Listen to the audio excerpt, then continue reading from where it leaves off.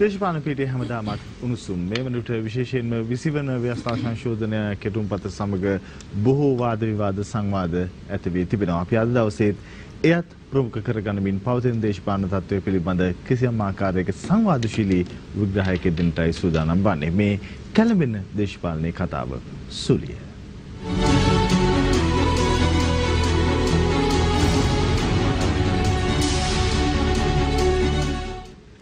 අප අද දවසේදී මාතෘකාව බවට පත් කරගන්න බලාපොරොත්තු වෙන්නේ රට අද සහ හෙට කියන මාතෘකාව. විශේෂයෙන් අද රට පවතින තැන සහ හෙට රට ගමන් කරાવીයි අප විශ්වාස කරන දිශානතිය පිළිබඳ සංවාදයේ දෙන්නට අද දවස අප වෙන් කරනු ලබනවා.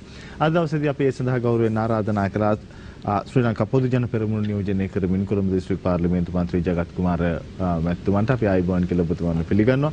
ඒ වගේම සමගි ජන බලවේගය නියෝජනය කරමින් පාර්ලිමේන්තු මන්ත්‍රී තුෂාර ඉන්ද්‍රනිල් මැතිතුමන්ට අපි ඔබතුමන්වත් ආයුබෝවන් කියලා පිළිගන්නවා.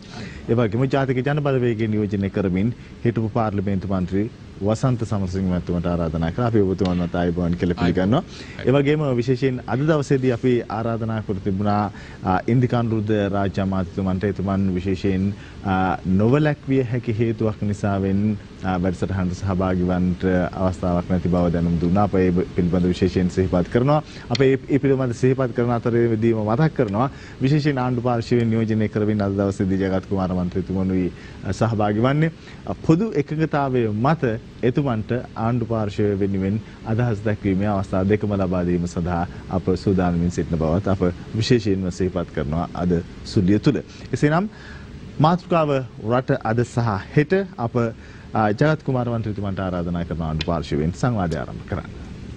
පළමුව ස්තුතිවන්ත වෙනවා අද දවසේ මේ වැඩසටහනට අපට ආරාධනා කිරීම පිළිබඳව. ඒ වගේම විශේෂයෙන්ම මේ දිනවල මේ රටේ ජනතාවට මූලික ප්‍රශ්නේ බවට පත් වෙලා තියෙන්නේ විශ්ස කියලා සමහර අය කියන්න උත්සාහ කළත් මම හිතන්නේ විස්සට වඩා මිනිසුන්ට විශ්ස ගැන ප්‍රශ්නක් තියෙනවා.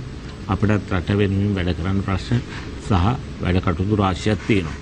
ඒ නිසා මේ වෙලාවේ ජනතාවගේ පැත්තෙන් ගත්තාම අපි රටක් විදියට ඉදිරියට ගෙන යාමට අවශ්‍ය විවිධ ක්‍රියාමාර්ග ගනිමින් සිටිනවා.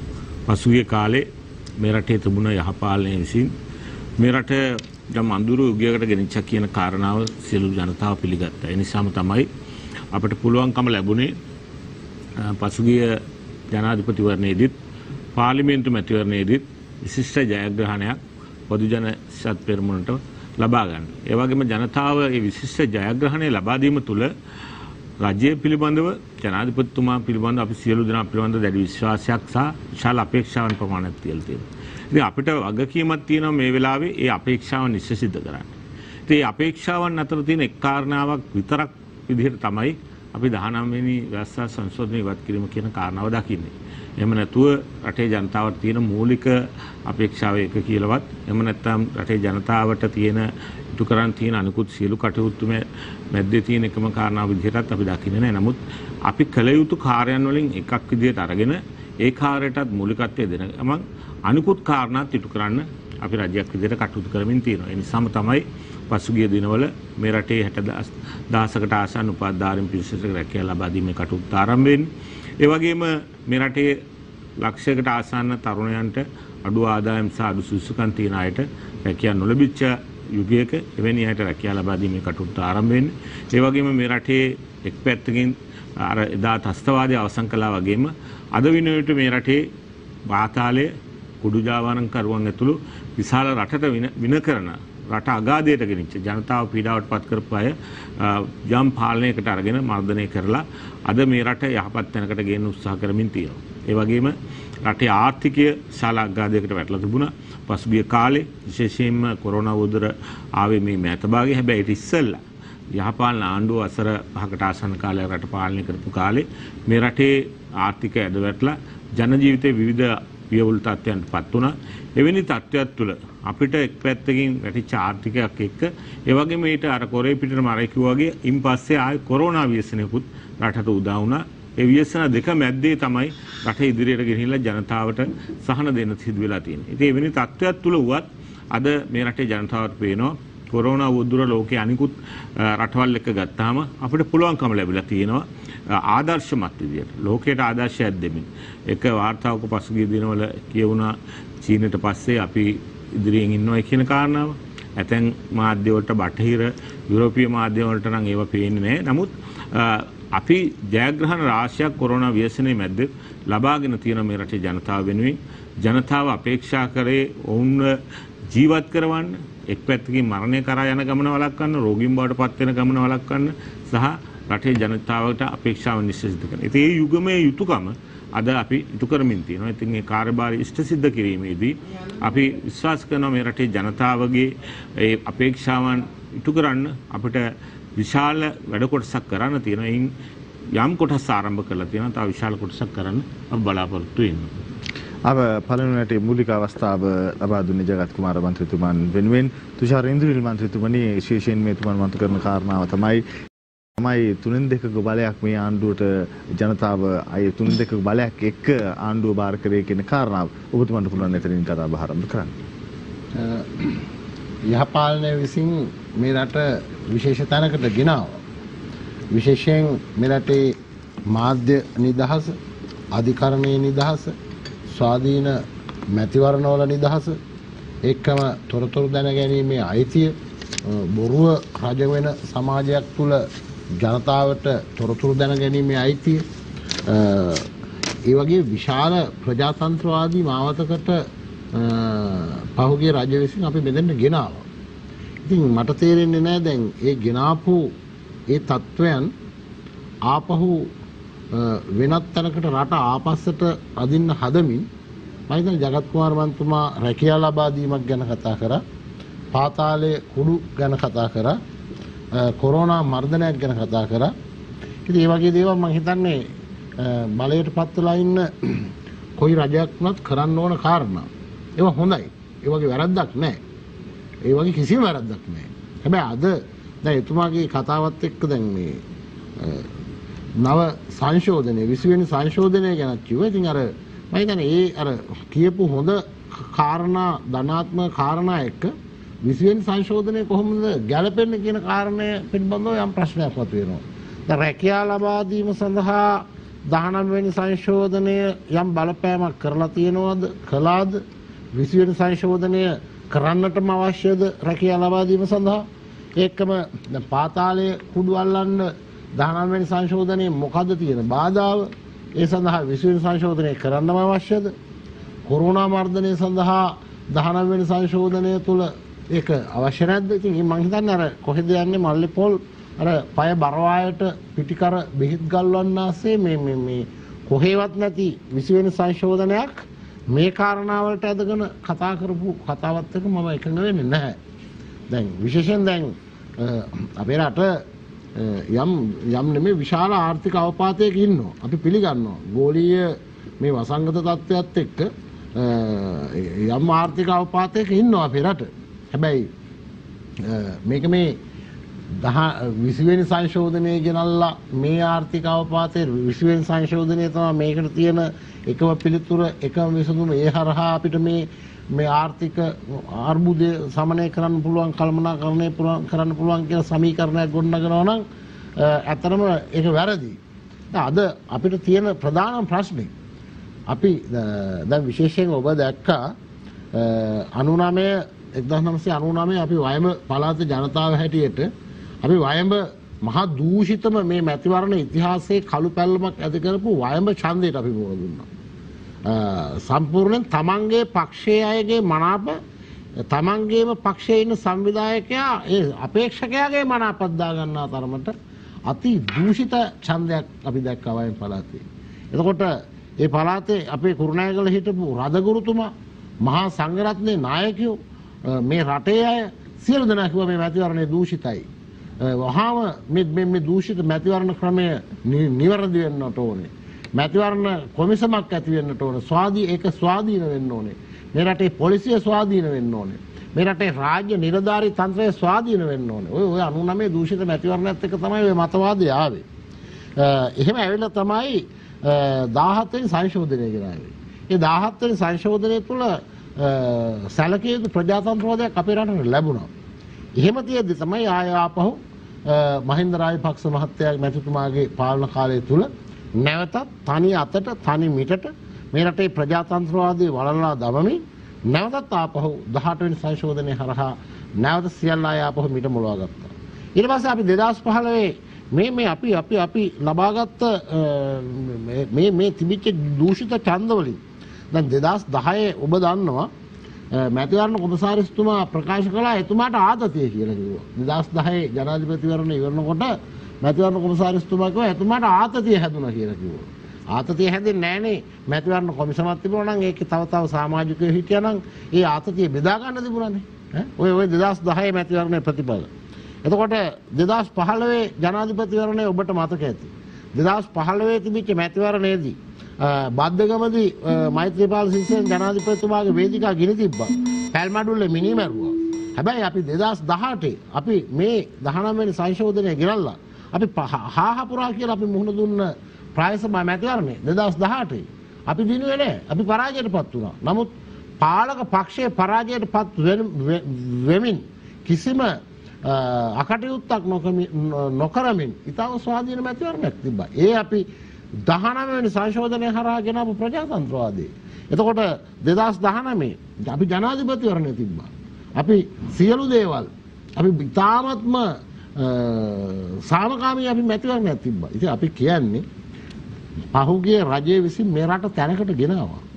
ඒ ගෙනාපු තැන තමයි ඉහවහා ගිය ප්‍රජාතන්ත්‍රවාදය. සමාජය තුළ රාජ්‍යතන්ත්‍රය තුළ මේ රටේ අධිකරණ ක්ෂේත්‍රය තුළ මේ රටේ මාධ්‍ය තුළ රාජතන්ත්‍රය තුළ බලහත්කාරය තර්ජනය කියන සියල්ල අයින් කරලා මේ රටේ යටත් වැසියන් සිටපු ජනතාව අපි මේ රටේ පුරවැසියන් බවට පත් කරන්න විශාල අපි ප්‍රජාතන්ත්‍රවාදයක් ගෙනාවා. ඒ ගෙනාපු තැන තමයි මේ මෙතුමල්ලා දැන් 20 වෙනි සංශෝධනය කරහා විනාශ කරන්නට හදන්නේ කියන කාරණේ තමයි මට කියන්න තියෙන්නේ. සුදී ඔබතුමන්ට අප පළමු වටේ දෙවන අවස්ථාව ලබා දෙනවා ජගත් කුමාර මන්ත්‍රීතුමන්ට. ඔව් දැන් මෙතුමාගේ අදහස අනුව මෙතුමාලා මේ රට අලුත් තැනකට ගෙනල්ලා යහපත් තැනකට ගෙනල්ලා හොඳ තැනකට ගෙනල්ලා. ඉතින් එහෙමනම් මේ රටේ ජනතාවට මොකක් හරි අසනීපයක් තියෙන්න ඕනේ. එච්චර හොඳට ගෙනාපු රට ඇයි මේ මෙතුමාලා අන්ත පරාජයකට පත් කරන්නේ මේ පහුගිය අවස්ථා දෙක තුනේම කියන කාරණාව. මෙතුමාලා ඔය සුරංගනා ලෝකේ තවදුරටත් හිටියට කමන්නේ. මොකද රටේ ජනතාව එහෙම වින්දනයක් ලබා ගත්තට කිසි ගැටලුවක් නැහැ. මොකද ඒ ගැටලුව එතුමාලා සුවයම ලබන නිසා. නමුත් ඒ ගැටලුව තුල මේ රට මේ තැනට එන්න ගියා නම් රට මහ තවත් අගාධයකට වැටෙනවා. ඒ නිසා ජනතාව තේරුම් ගත්තා, රාජ්‍ය සේවකයෝ තේරුම් ගත්තා මේ රට මේ යහපාලනය තුලින් කොහෙටද ගෙනියන්නේ කියලා. ඒ බව දැනන නිසාම තමයි පසුගිය පාර්ලිමේන්තු මැතිවරණයේදී එක්සත් ජාතික පක්ෂය එක අපේක්ෂයෙන් මැතිවරණයෙන් ජයග්‍රහණය කරන්න බැරි වෙයි. මෙතුමාලාගේ ජනවරම තිබුණේ 55 ලක්ෂයක්. රජිත් ප්‍රේමදාස විපක්ෂ නායකතුමා ජනාධිපති විදියට ඡන්දයට එන්නේ 55 ලක්ෂයක් ගන්න. හැබැයි මෙතුමාලාට ඒකෙන් වැඩි ප්‍රමාණයක් ඡන්ද ගන්න බැරි වෙනවා. 26 ලක්ෂයක වගේ ප්‍රමාණයක් තමයි මෙතුමාලා මේ මැතිවරණයේදී ලබා ගන්න. ඉතින් ඒකෙන් තහවුරුයි මෙතුමාලා මොනතරම් ජනතාවට අන්දන්න ගියත් මෙතුමාලා පෙන්වන්න ගියත් ජනතාව අඳින්නෙත් නැහැ.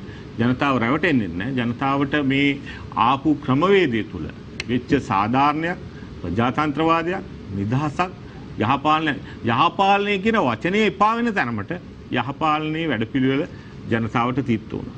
ඒ නිසා අපි පැහැදිලිවම කියන්න ඕන මේ රටේ ජනතාව බුද්ධිමත් ඒ වගේම ජනතාව අපේක්ෂා කරන අරමුණු තියෙනවා. ඒ අපේක්ෂා කරන අරමුණු අවස්ථාවන් සඳහා කටයුතු කරන්න යහපාලනයේ හිටපු එක්සත් ජාතික පක්ෂය හරි අද සමගි බලවේගය හරි මේ කණ්ඩායම් දෙකම එකට එකතු වෙලා මේ කටයුතු කරේ. අද ඒකට වගකීමක් නැහැ කියලා සජිත් ප්‍රේමදාස මහත්තයාට කරාරින්න පුළුවන් කමක් නැහැ. එතුමා ඒක හිටපු නියෝජ්‍ය නායකයා. ඉතින් ඒ කණ්ඩායම මොකද්ද රට ගෙනිච්චේ?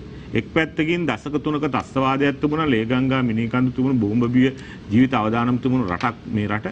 ඒ රට පහුගිය කාල පරිච්ඡේදය තුල නිදහස් කරගත්තේ මහින්ද රාජපක්ෂ මැතිතුමාගේ කාර්යභාරය සහ ගෝඨාභය රාජපක්ෂ මැතිතුමාගේ කාර්යභාරය තුල පහුගිය ආණ්ඩු කාලේ. ඒ කාලේ මේ රටේ ත්‍ස්තවාදයේ යුද්ධය අවසන් කරලා නිදහස් කරගත්තා විතරක් නෙමෙයි මේ රටේ හැදෙන ලස්සන සුන්දර නගර රටක් බවට පත් කරා.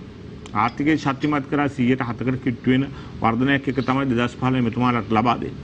එවැනි ශක්තිමත් රටක් බාර අරගෙන කෙටි කාලයක් යනකොට මෙතුමාලා අපිට දෙන්නේ නැවත ත්‍රස්තවාදයේ ඇති වෙන බියසක ඇති වෙන මහපාරේ මිනිස්සු 100 ගණන් මියදෙන රටක්. ලේ ගංගා නැවත ඇති වෙන රටක්. පාස්කු ඉරිදා පල්ලියට ගිය අහිංසක ජනතාව ඒ පල්ලිය තුල නොසිතූ ආකාරයෙන් මිය යන තුවාල වෙන තැනටපත් වෙන ඊටම රටේ ජාතික ආරක්ෂාව පිළිබඳව කියවන්න නැතුව අද කමිෂන් සභාවේදී කියන කාරණා අනුව පැහැදිලි මේ පහුගිය යහපාලන ආණ්ඩුවේ අය නිලධාරී දේශපාලඥයන් හැසිරලා තියෙන කොහොමද කියන කාරණා. ඒ නිසා ඒ අයගේ හැසිරීම නිසා මේ රටේ ජනතාව තමයි දුක් විඳින්න සිද්ධ වුනේ. ඒකට වග කියන්න සිද්ධ වුනේ. ජනතාව තමයි ඒකෙන් ජීවිතවලින් වන්දි ගෙවි. ජීවිත වන්දි නොවන අනිත් දෙයක් නම් අපිට ගන්න පුළුවන්. හැබැයි ජීවිතවලින් වන්දි ගෙවන්න සිද්ධ වුණා. ඒකට අදටත් උත්තරයක් නැහැ. ඒ ඇතිවෙච්ච තත්ත්වයට. ඒක දිගින් දිගටම රටේ ජනතාව විශාල පීඩාවකට පත් කරා. එවැනි රට අරාජික තැනට ගෙනල්ලා ත්‍ස්තවාදය ඇති කරලා නැවත මිනිස් ජීවිත නැති වෙන තැනට පත් කරලා දීපු එක තමයි මෙතුමාලා කියන්නේ ප්‍රජාතන්ත්‍රවාදය කියලා ජනතාවට සහන දුන්නා කියලා. මට තවත් ගොහෝ කරුණු තියෙනවා. නමුත් මම ඊගාව අවස්ථාවේදී ඒ කාරණා ඉදිරිපත් කරනවා මෙතුමාගේ කාරණාත් එක්ක. ස්තුතියි ඔබතුමාට අපි විශේෂයෙන් ස්තුතිවන්ත වෙනවා ආණ්ඩු පාර්ශ්වය වෙනුවෙන් අවස්ථාවන් දෙකම ලබා ගැනීමට ඔබතුමාට එකඟ වී මේ සංවාදය ඉදිරියට රැගෙන යන්නට අවස්ථාව ලබා දුන්නට වසන්ත සමරසිංහ හිටපු මන්ත්‍රීතුමනි ඔබතුමාට අවස්ථාව තිබෙනවා සංවාදයේ පළමු වටේට. විශේෂයෙන් ස්තුතිවන්ත වෙනවා අද සුළු සංවාදයට ආරාධනා කිරීම පිළිබඳව. සාකච්ඡාවේ අපි කතා කරන මාතෘකාව වර්තමාන දේශපාලන තත්ත්වය රටේ හෙට දවස පිළිබඳව. එතකොට ජගත් කුමාර මන්ත්‍රීතුමා කියන්න ගත්තා මේක 20 ගැන කියන මිනිස්සු 20ට වඩා ප්‍රශ්න තියෙනවා කියලා. ඔව්. හරි 20ක් තියෙනවා 20 වගේ තවත් ප්‍රශ්න තියෙනවා. ඒක අපි එක පැත්තකින් ගත්තාම හරි. ඒ වගේම මේ අපේ ඉන්දක මන්ත්‍රීතුමා කියන්න ගත්තා මේ තුෂාර මන්ත්‍රීතුමා එතුමන්ලා හොඳ රටක් හැදුවා රට හැදුව එක මේ වෙන තැනකට තල්ලු කරන්න දෙනවා කියලා. හොඳ රටක් හැදුවා නම් ඒ තැනකට තල්ලු කරන්න දෙන්නේ නැහැ නේ මිනිස්සු. ප්‍රශ්නේ තියෙන්නේ දැන් එතකොට අපි අද ඉන්න තැනත් හොඳයිද? එහෙම නැත්නම් මේ ගෙන යන්න යන තැන හොඳයිද? 20 වෙනි ව්‍යවස්ථා සංශෝධනය මොකටද? පාර්ලිමේන්තුවේ බලය ජනාධිපතිවරයෙක් 3/2ක බලයකින් කරන්න බැරි දෙයක්. 20න් මොකද්ද කරන්න හදන දේ? ඒතර රටේ හෙට දවස ගොඩනැගීම සඳහා මේ සිදුවලා තියෙන තත්ත්වයන් වෙනස් කිරීම සඳහා 20 වෙනි ව්‍යවස්ථා සංශෝධනය අපිට උදව් කරනවා. මේකනේ අපිට බලන්න තියෙන්නේ. නිසා අපි දකින්නේ මේ කාරණේ එකක් රටක් හැටියට අපි මේ මොහොතේ මුහුණ දීපු ප්‍රශ්න ටිකක් තියෙනවා. එකක් කොවිඩ් වසංගතයෙන් අපි කලාපේ ගත්තට පස්සේ ලෝකේ ගත්තට පස්සේ දෙවෙනි වටේ සමහර තැන්වල දැන් මතුවලා තියෙද්දි අපි මේකෙන් ආරක්ෂා වෙලා ඉන්නව දැනට. මේකෙන් මේ තත්ත්වය එයාපෝට් එක අපි වහලා තියෙන්නේ. ඒ අපි තවමත් පිටරටවල ඉඳන් ආපු අයගේ සහ වරායෙන් නැව්වල ආපු අයගේ මේ තත්ත්වය මතුවෙනවා. අපි යම් ප්‍රමාණයකට මේක පාලනය කරගෙන තියෙනවා. ඒක ඇතුලේ අපි පාලනය කරගත්තා වගේම අපි මෙතනින් එහාට රට ඇතුලේ ජීවත් වෙන මිනිස්සු ඒ වගේම රටේ ජනතාවට මේක කොහොමද හෙට දවසට බලපාන්නේ කියන කාරණේ පිළිබඳ කල්පනා කරලා දාන්නු වැඩ කරන්න කියන කාරණේ පිළිබඳව සලකා බලන්න ඕනේ. ඒ වගේම දැන් මේ ආණ්ඩුවේ ඌමනාව 20 වෙනි ව්‍යවස්ථා සංශෝධනය 19 අහෝසි කරන්න කියන එක 19 විසින් රටට කරපු අහේනිය මොකක්ද? ඒක නේ අපි බලන්න ඕනේ. 19 හොඳ මේක නෙවෙයි. 19 ගෙනාවේ 20ක් ගේන්න තමයි. ඒ 20 කියලා කිව්ව විධායක ජනාධිපතිවරයා අහෝසි කරන 20. 78 ජේ.ආර්. ජයවර්ධන මහත්තයා ආණ්ඩුක්‍රම ව්‍යවස්ථාව හදාගත්තෙම Tamanට ඕන ගමන යන්න. අද ඒකෙම දෙවනි පිටපත වර්තමාන ගෝඨාභය රාජපක්ෂ ජනාධිපතිවරයා මේ සකස් කරමින් තියෙන්නේ. ඒ නිසා ඒ සකස් කරන ආණ්ඩුක්‍රම ව්‍යවස්ථාව රටේ හෙට දවසට දෙන සහයෝගය මොකක්ද? අද තියෙන ජනාධිපතිවරයාට පාර්ලිමේන්තුවට 3/2ක බලයට කරගන්න බැරි 20 වෙනි සංශෝධනයෙන් රටේ ආර්ථිකයට ලබා දෙන්න හදන තල්ලුව මොකක්ද? ඕකනේ අපි බලන්න ඕනේ. විදේශ පුරවැසියෙක් එහෙම නැත්නම් ද්විත්ව පුරවැසියන් පාර්ලිමේන්තුවට ගේන එකෙන් අපිට මොකද්ද ගන්න පුළුවන්කම? අපි මොකද්ද දෙන්න හදන තල්ලුව? මේ කාරණා ගොඩක් තියෙනවා. මේ ඔක්කොම කතා කරගෙන යනකොට අපි දකිනවා මේ 20 වෙනි ව්‍යවස්ථා සංශෝධනය කියලා කියන්නේ අපේ රටේ මේ අරුම පුදුම එකක් බවට පත් වෙන හේතුව අපේ රටේ ආණ්ඩුක්‍රම ව්‍යවස්ථා සංශෝධන ඇතුලේ ආందోලනාත්මක සහ යම් ප්‍රමාණයකට පාර්ලිමේන්තුවේ බහුතරයක් එකඟ වෙමින් කරපු සංශෝධන ටිකක් තිබුණා 17 වෙනි ව්‍යවස්ථා සංශෝධනය. එතකොට ඒක එක්කෙනෙක් දෙන්නෙක් අකමැති වෙනකොට සියලු දෙනා කැමති වෙමින් කරන්නේ. 19 වෙනි ව්‍යවස්ථා සංශෝධනය. මට හිතෙන්නේ පාර්ලිමේන්තුවේ 200කට ආසන්න 210කට ආසන්න පිටසක් මේකට එකඟ වුණා. එතකොට 20 වෙනි ව්‍යවස්ථා සංශෝධනය. අද මොකද කරන්න යන්නේ? ඒකේ විශේෂත්වය තමයි මේක මට හිතෙන්නේ ගිනස් වාර්තාවක් තියන්න අපේ සමහර මන්ත්‍රීවරු පාර්ලිමේන්තුවේ 14ටත් අත උස්සලා 18ටත් අත උස්සලා 19ටත් අත උස්සලා 20ටත් අත උස්සලා ආණ්ඩුවෙම ඉඳන් හැම ආණ්ඩුවෙම ඉඳන් අත උස්සලා අත ඉස්සුවයි කියලා හුවොත් එහෙම. දැන් අද 20ට අත උස්සන්නේ නැහැ කියලා හුවොත් එහෙම. ප්‍රශ්නයක් තියෙන නිසා මේ අපේ රටේ ආර්ථික ප්‍රශ්නෙට සමාජ ප්‍රශ්නෙට එහෙම නැත්නම් රට මුහුණ දීලා තියෙන ප්‍රශ්න වලට උත්තර හොයන්න නෙමෙයි මේ එන්නේ. ඒ වෙනුවෙන් තමන් මේ ආර්ථික මේ ලිබරල් ආර්ථිකය ඇතුලේ මුහුණ දීලා තියෙන අර්බුදයෙන් ගොඩේම සඳහා තීන්දුව ප්‍රමාණයක් ගන්න ඕනේ. ඒතර ඒ තීන්දුව ප්‍රමාණය ගන්නකොට ඇයි විගණන කොමිසම අහෝසි වෙන්නේ ඇයි? ඇයි ප්‍රසම්පාදන කොමිසම අහෝසි වෙන්නේ ඇයි? ඇයි පාර්ලිමේන්තුවේ කෝප් කමිටුව විගණනය කරපු රාජ්‍ය සමාගම් විගණනය කරන්න බැරි ඇයි? හෙට දවසේ අපේ රටේ ආණ්ඩුව මුහුණ දෙන අර්බුදය එහෙම නැත්නම් මේ ලිබරල් ආර්ථික ක්‍රමය ඇතුලේ අපේ රටේ විතරක් නෙමෙයි ලෝකේ පුරාම වෙළඳපළ නිදහස් කරන එකට යන්නේ. වෙළඳපළට විවෘත කරන්න හදන්නේ. ඒතකොට වෙළඳපළට විවෘත කරන්න යනකොට අපේ රටේ බැංකු පද්ධතිය, රක්ෂණ සමාගම්, රාජ්‍ය සමාගම් රජයේ විගණනය යටතට එනකොට ඒ වගේ ආයෝජනය කරන අය ආයෝජනය කිරීම සඳහා මැලිකමක් දක්වනවා කියන කාරණේ එනවා. නිසා රාජ්‍ය සමාගම් විගණනයට ලක් නොකිරීමයි ඉලක්කය තමයි රාජ්‍ය සමාගම් යවන්න පුළුවන් කොටස් වෙළඳපොළට ප්‍රාග්ධන වෙළඳපොළට එහෙම නැත්නම් මේක කියන්නේ. නිසා මේක තමයි මේ ලිබරල් ආර්ථිකය ඇතුලේ තවදුරටත් ලිබරල් කරන සඳහා ප්‍රාග්ධන වෙළඳපොළ නිදහස් කරා. අපේ ප්‍රාග්ධන ගිණුම් නිදහස් කරා. අපේ ප්‍රාග්ධන ගිණුම නිදහස් කරා. එතකොට ඒතනින් එහාට යන පියවරට උදව් කරන්න තමයි මේ 20 වෙනි ව්‍යවස්ථා සංශෝධනය හරහා කරන සමහර ක්‍රියාමාර්ග තියෙන්නේ. ඒ නිසා හෙට දවසේ රට ඉස්සරහ තියෙන අභියෝග ගත්තට පස්සේ ආර්ථිකමය ලෙස අපි මුහුණ දෙමින් තියෙන අභියෝගවලට උත්තර හොයන්න නෙමෙයි 20 ඇවිල්ලා තියෙන්නේ. ඒ වෙනුවට තවදුරටත් නිදහස් ආර්ථිකය එහෙම නැත්නම් ලිබරල් ආර්ථිකය ලිබරල් කරණයට අවශ්‍ය කරන ඒකාධිපති බලයක් දක්වා මේ බලය ගොඩනගා ගැනීමේ ඌමනාව වෙනුවෙන් 20 වෙනි සංශෝධනය ඇවිල්ලා තියෙනවා. හැබැයි ජනතාවට තියෙන ප්‍රශ්න ප්‍රසූත නිවාඩු පුහුණුව ලබන අභ්‍යාසලාභිනියගේ ප්‍රසූත නිවාඩුව 42 දක්වා සති 6කට අඩු කරනවා. මොන අම්මත් දරුවෙක් බිහි කරන්න ගන්න ඒ වෙහෙස රටක් හැටියට අපි විශ්වාස කරනවා රාජ්‍ය සේවයේ ඒ අම්මට අවස්ථාව දෙන්න ඕනේ. එයාට නිවාඩුව දෙන්න ඕනේ දරුවට අම්මා ඕනේ වෙන කාලේ. ඉතින් එතෙන් සිට ආනයන වෙළඳපොළ අද මුහුණ දීලා තර්බුදයක් තියෙනවා ආනයන වෙළඳාමට සම්බන්ධ වෙච්ච ශ්‍රේෂ්ඨ ගණනාවක ඒ වගේම රට ඇතුළේ රැකියා අහිමිවන් තියෙන කොවිඩ් වලින් පසු සහ ආර්ථිකය ඇතුළේ ආර්ථිකය ඍණ තත්ත්වයකට පත් වෙලා තියෙනවා. ඒ තත්ත්වය හෙට දවසේ 20න් හදන්න බෑ කියන කාරණේ තමයි අපි කියන්නේ. නිසා ඉදිරි වටේදී මම මේ ගැන තවදුරටත් කරුණු කියනවා. ස්තුතියි ඔබතුමන්ටත් අපිට විශේෂයෙන්ම අපේ අද දවසේදී රට අද සහ හෙට කියන මාතෘකාව යටතේ සංවාදය ඉදිරියට රැගෙන යන්නේ තාමත් හොඳ ආරම්භයක් ලබා ගන්නට හැකියාව ලැබුණා. මාතෘකාව වඩාත් හොඳින් විග්‍රහ කරගනිමින් ඊට තාමත් හොඳ පදනමක් සකස් කර ගන්නට අවස්ථාව ලැබුණා අපි විශ්වාස කරනවා. ඔබ දෙවන වටේ සිට සංවාදාත්මකව සංවාදය ඉදිරියට රැගෙන යන්නට බලාපොරොත්තු වෙන්නේ. ඊට පස්සේ වගේම විශේෂයෙන් අපේ සම්ප්‍රදායක් හැටියට දෙවන සහ තුන්වන වටවලදී කිසියම් කතිකයෙකු අදහස් දක්වමින් සිටියේදී එහි අතුරු ප්‍රශ්නයක් නැගෙන්නේ නම් අනිකුත් අයට ඒ අතුරු ප්‍රශ්නයේ වේදාම නැගීම සඳහා අවස්ථාව තිබුණා විශේෂයෙන් මතක් කරනවා. අය දිගින් දිගට කරන බාධාවක් හෝ අදහස් දක්වීමක් දක්වා අරගෙන නොගොස් විශේෂයෙන්ම ඒ කෙටි අතුරු ප්‍රශ්නයක් ලෙස ඒ නගන ලෙසත් අප විශේෂයෙන්ම ඉල්ලා සිටිනවා.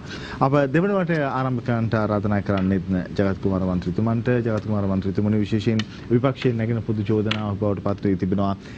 ජය ජයවර්ධන මහත්මයාන් ගෙන ආපු ජනාධිපතිතුමන් ගෙන ආපු ව්‍යවස්ථාවටත් වඩා ජනාධිපතිවරයා කේන්ද්‍ර කරගත් බලය කේන්ද්‍ර වන ව්‍යවස්ථාවකට මේ යන්නේ. ඒ වගේම රට තුළ තියෙන සැබෑ ප්‍රශ්න නෙමෙයි මේ ව්‍යවස්ථාව ඉදිරියට දාලා ආණ්ඩුව වෙන ගමනක යන්නේ කියන කතාව.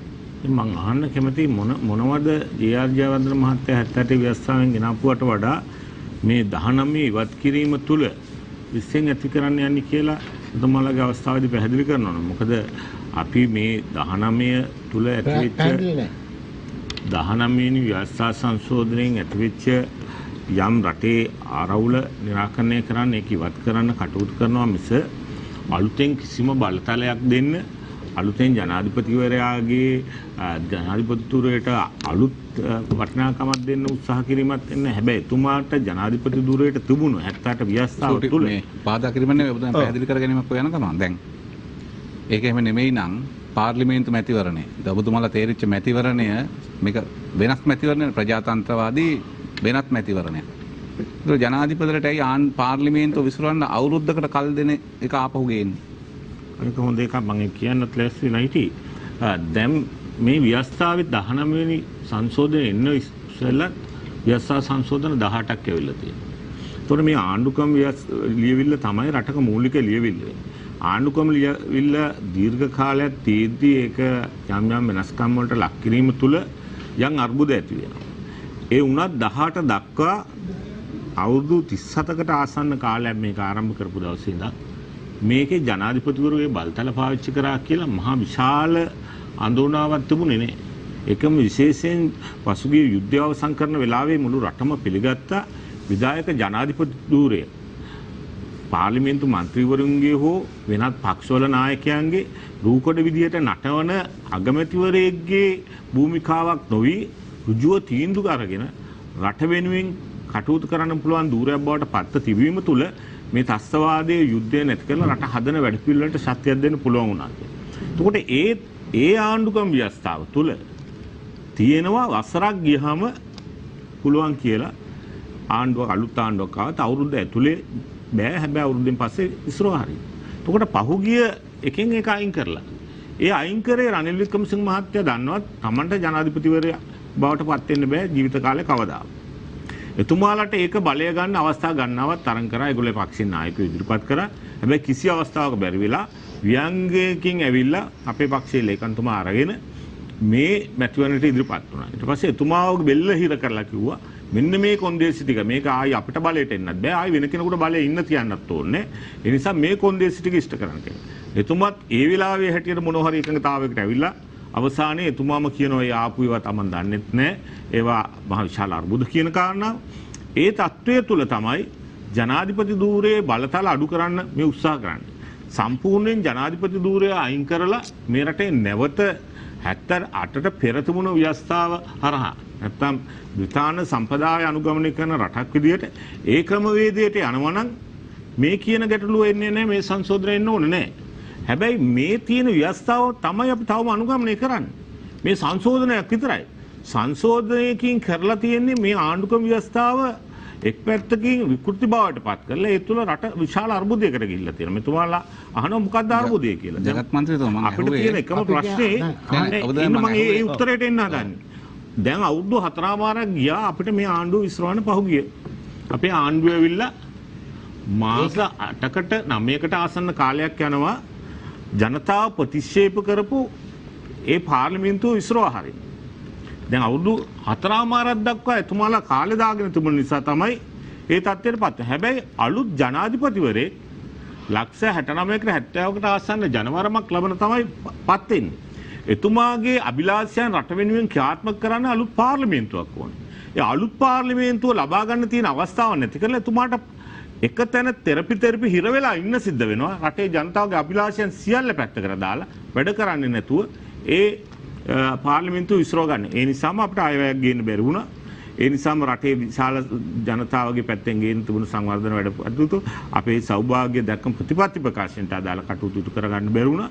එවැනි තත්ත්වයක් තුළ රටේ ජනතාවටත් අපටත් පැහැදිලිව ඒතු ගියා මේ කොන්දේසිය තුළ ඉටු කරලා තියෙන්නේ ඔවුන්ට ආණ්ඩු බලය ලබා ගන්න ජනාධිපති ධූරයේ බලය ගන්න බැරි තත්ත්වයේ තුල ඔවුන් ඒක විකෘති කරලා ඉවත් කරලා අගමැතිට බලයෙන් පාර්ලිමේන්තුවට බලය ගන්නවට වඩා මෙතනින් කරලා තියෙන අගමැතිවරයා නැවත බලය ගන්න. ධූර වලි එක් පැත්තකින් ජනාධිපති එක ධූරයක් විධායක බලය දරමින් ඉන්නවා. අනිත් පැත්තෙන් අගමැති දන්නවා. විටක කතානායකවරයා මේකේ විධායක විදිහට හැසිරෙමින් කටයුතු කරනවා.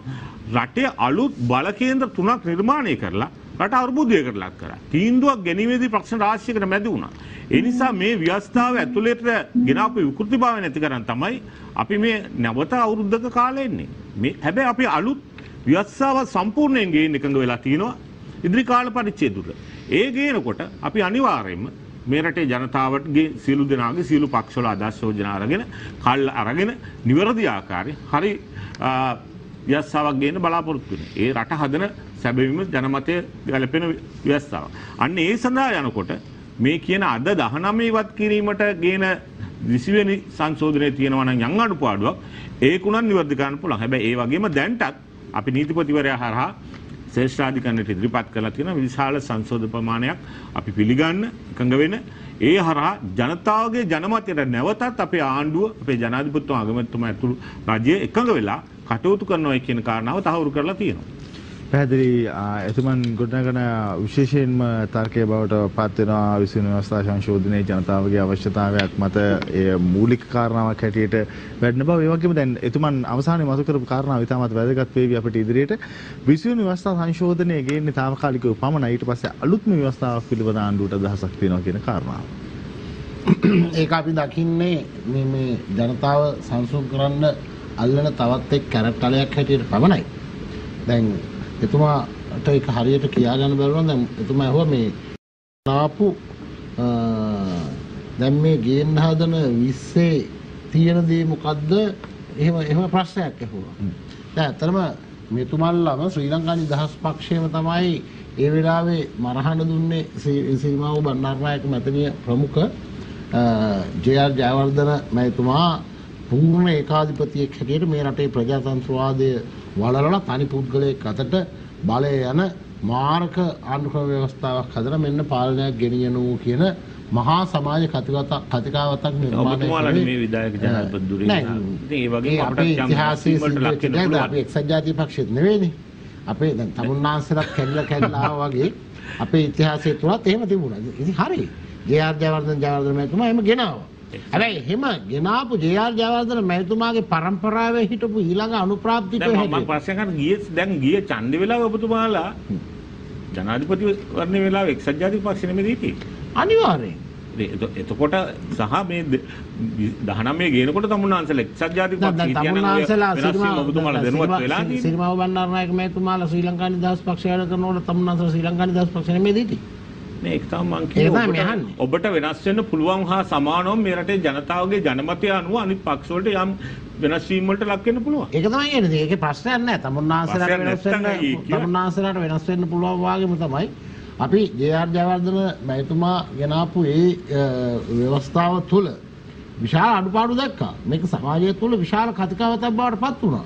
ඒ කතිකාවත අපි පිළිගත්තා. මේ රටේ මහා සංඝරත්නයේ පූජක පක්ෂය, උගතුන්, වියතුන්, මධ්‍යස්ථ මතධාරීන් සියලු දෙනා මේකේ වැරදි අඩුපාඩු කිව්වා. මේකෙන් ඇතිවෙන වැරදි අනර්ථකාරී ප්‍රතිඵල පෙන්වලා දුන්නා. අපිට අස්පනා පිට අර මම කියපු කාරණා තුළ අපි ඒවා දැක්කා. දැන් ජේ.ආර්. ජයවර්ධන මැතිතුමා බොහොම පළපුරුදු පරිණත වයෝවෘද්ධ නායකයෙක් හැටියට ඒ බලතල ඒ ආකාරයටම පාවිච්චි නොකළට තමන්ගේ දේශපාලන විරුද්ධවාදීන් මර්ධනය කරන්න මේ තියෙන බලතල පාවිච්චි කරපු හැටි අපි දැක්කා. සිරානි බණ්ඩාරනායක මැතිණියලා එක රැයෙන් ගෙදර ගිය හැටි, මාධ්‍යවේදීන් ඝාතනය කරපු හැටි, ඒ එහෙම සංස්කෘතියක් ආපු හැටි අපි මේ වගේ විනාශකාරී දේවල් දැක්කා.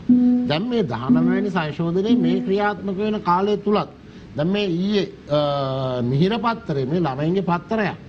ඒ මිහිර පත්තරේ ගෝඨාභය කියන නම ෂෝඨාභය කියලා මේ අකුරකින් ලියවෙනවා. ඒක මුද්‍රණ දෝෂයක්.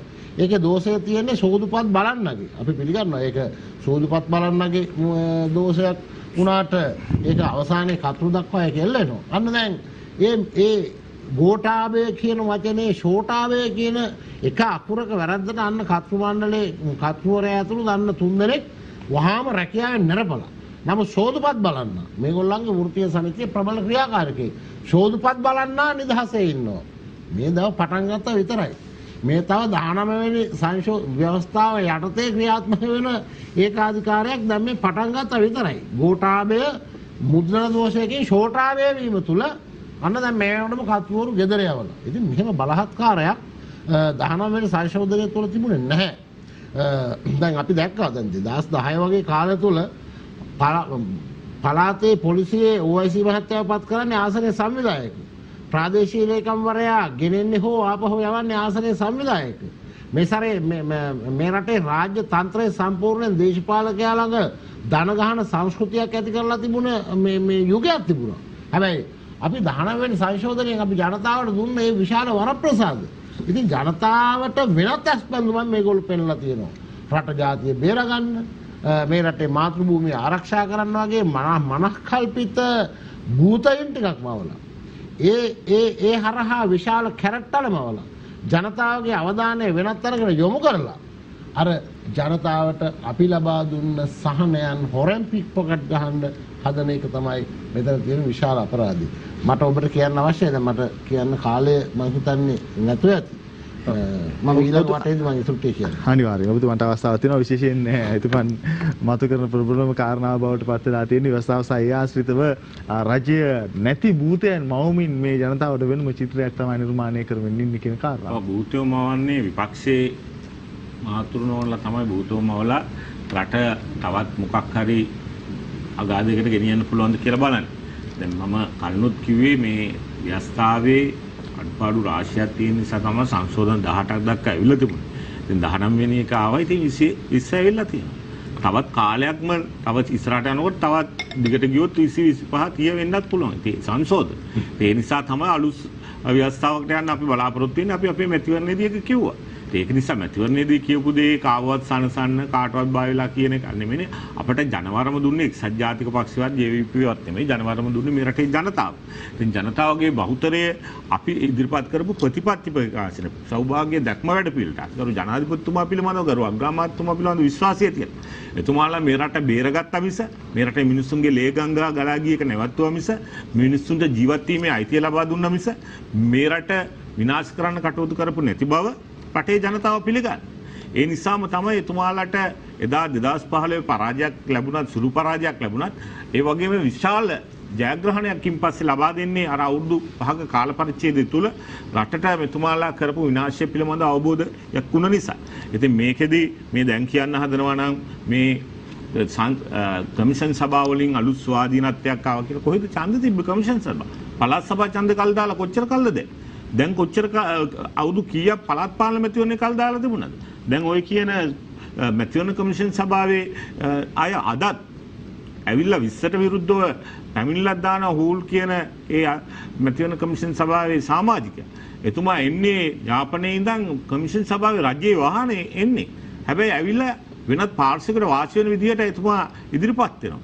ඒ වගේම එතුමා ඔට ඉස්සෙල්ලත් පොදුජන පෙරමුණට ඡන්දය දෙන එක අපරාධයක් කියන තැන හිටියා. තවත් නඩු කටයුතු රාශියකට පසුගිය ජනාධිපතිවරයා මෙතුමාලාගේ බලය ඉවත් කරලා මහින්ද මහත්තයා පත් කරපු වෙලාවෙත් එතුමා ඒ නඩු වලට ඉදිරිපත් වුණා. ඉතින් එතුමා ස්වාධීන පුද්ගලෙක් නෙමෙයිනේ. එතුමා එක් පක්ෂයකට වැඩ කරන බව පැහැදිලි. එහෙනම් මේ කමිෂන් සභාව වලින් සාධාරණ වෙලා තියෙනවද? ඡන්දය තියන්න ඕන කමිෂන් සභාව ඡන්දය නොතියා යාම සාධාරණද? ඒ වගේම මේ රටේ ජනතාවගේ අපේක්ෂාවන් ඉෂ්ට කරන්නේ ව්‍යවස්ථාදායක සභාව කියලා පත් කරගන්නේ ඒක ඇතුළේ ඉන්න අය. සමහර නියෝජිතයෝ සම්පූර්ණයෙන්ම LTTට තස්වාදයට උඩගඩි දෙනවා නම් ඒ සමහර අය කෙලිම විපක්ෂයට නායකත්වයේ දෙලා කටයුතු කරනවා නම් ඒ කමිෂන් සභාවවල සාධාරණත්වයේ කොහොමද බලපන්නේ? කොමිෂන් සභාව ගෙනාවේ 17 වෙනි සංශෝධනයේ. ඒ 17 වෙනි සංශෝධනය ඉවත් කිරීමක් නෑ. හැබැයි මේ කමිෂන් සභාවල තියෙන යම් ගැටලු මේ සමහර ඒකේ මැතිවරණ කොමිසමේ ඉන්න 3 දෙනයි ඝනපූර්ණය 3 දෙනයි. ඉතින් එක්කෙනෙක් අයින් වුණොත් මේක පවත්වාගෙන යන්න බැරි තැනට පත් වෙලා තියෙනවා. අර්බුද රාශියක් තියෙනවා. ඉතින් මේ අර්බුද රාශියට විසඳුම් සොයන්න යනකොට ඒවා පිළිබඳව වැටහීම නිසා ඒ විසඳුම් හොයනකොට ඒකට විරුද්ධ වෙනවනම් ඒ කියන්නේ පැහැදිලිවම එතුමාලට විපක්ෂයේ විදියට හැමතිස්සෙම විරෝධතාව ප්‍රකාශ කරනවා. අපි මේ සංශෝධනයේ අඩුපාඩු තියෙනවා කියන කාරණාව දැනට පිළිගරගෙන තියෙනවා. ජනමතයේ කියනවා යම් කාරණා අපිට නායක අහිමිපාණන් වහන්සේලා තමයි ආණ්ඩුව හදන්න උදව් කරේ. මේ රටේ සිංහල බෞද්ධ බහුතරය සහ අනිකුත් අය. එතකොට ඒ ජනතාවගෙන් යම් කිසි ඉල්ලීමක් තියෙනවා මේ 20 ඇතුළේ පුංචි අඩුපාඩුකම් තියෙනවා කියලා ඒ නිවැරදි කිරීම කරන්න අපි සූදානම් ඉන්නවා. ඒ අවස්ථාව අපි පැහැදිලිවම ගන්නවා. හැබැයි අපි ජනතාවට බොරු කියලා බොරු කරන්න ලෑස්ති වෙන්නේ නැහැ. ප්‍රශ්න අහන්න අවස්ථාව දුන්නොත් මට වෙලාවක් දෙන්න. අනිවාර්යයෙන්. දැන් මේ මහා සංඝරත්නයේ අවසර දුන්නාද ඔබතුමාලට කැබිනට් මණ්ඩලය 30 සීමා ඉවත් කරලා ඕන තරම් කැබිනට් ඇමතිවරු පත් කරන්න, රාජ්‍ය ඇමතිවරු ඕන තරම් පත් කරන්න, නියෝජ්‍ය ඇමතිවරු ඕන තරම් පත් කරන්න. එහෙම දැන් මහා සංඝරත්නය ඔබතුමාලට අනුමැතිය ලබා දුන්නාද? දැන් මහා සංඝරත්නය මම කියවනේ මහා සංඝරත්නය අපිට කරුණු පැහැදිලි කරනවා.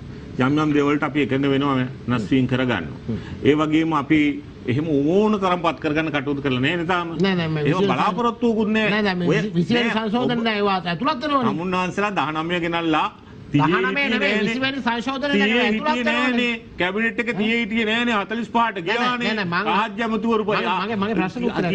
ඊට පස්සේ පත් කරගත්තනේ. පත් කරගත්තනේ. ඒ නිසා තමුන්නාන්සලාට සදාචාරයක් නෑ. සංඛ්‍යාව ගැන කතා කරන්නේ. තමුන්නාන්සලාගේ බලය පාවිච්චි කරලා ජාතික ආණ්ඩු කියලා අටවගෙන අවසානයේ කැබිනට් මණ්ඩලයේ මේ රටේ තිබුණු ලොකුම කැබිනට් මණ්ඩලයක්. ඒකේ වෙන മന്ത്രി සංඛ්‍යාවක් ගන්න හිටියේ නෑ. මහා සංඝරත්නයේ අනුමැතිය දුන්නා තමුන්නාන්සලාට පන්සිල් කඩන්න. නෑ පන්සිල් කඩන්න කාටවත්. ඒතකොට දැන් තමුන්නාන්සලා තොරතුරු දැන ගැනීමේ පනත අහෝසි කරනවා.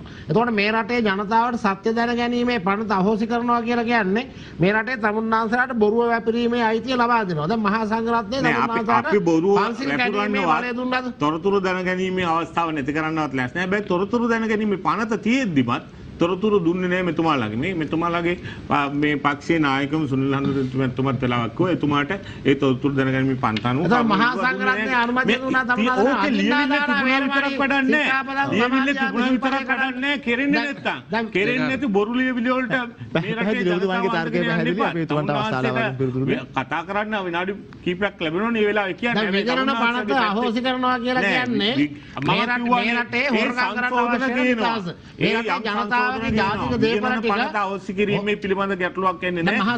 ඒ සම්බන්ධව තිබුණේ යම් යම් කාරණා සම්බන්ධව අපි සාධනීය විදියට දැන් අපි එතනට අවසන් කරන්න අවස්ථාව දෙමු.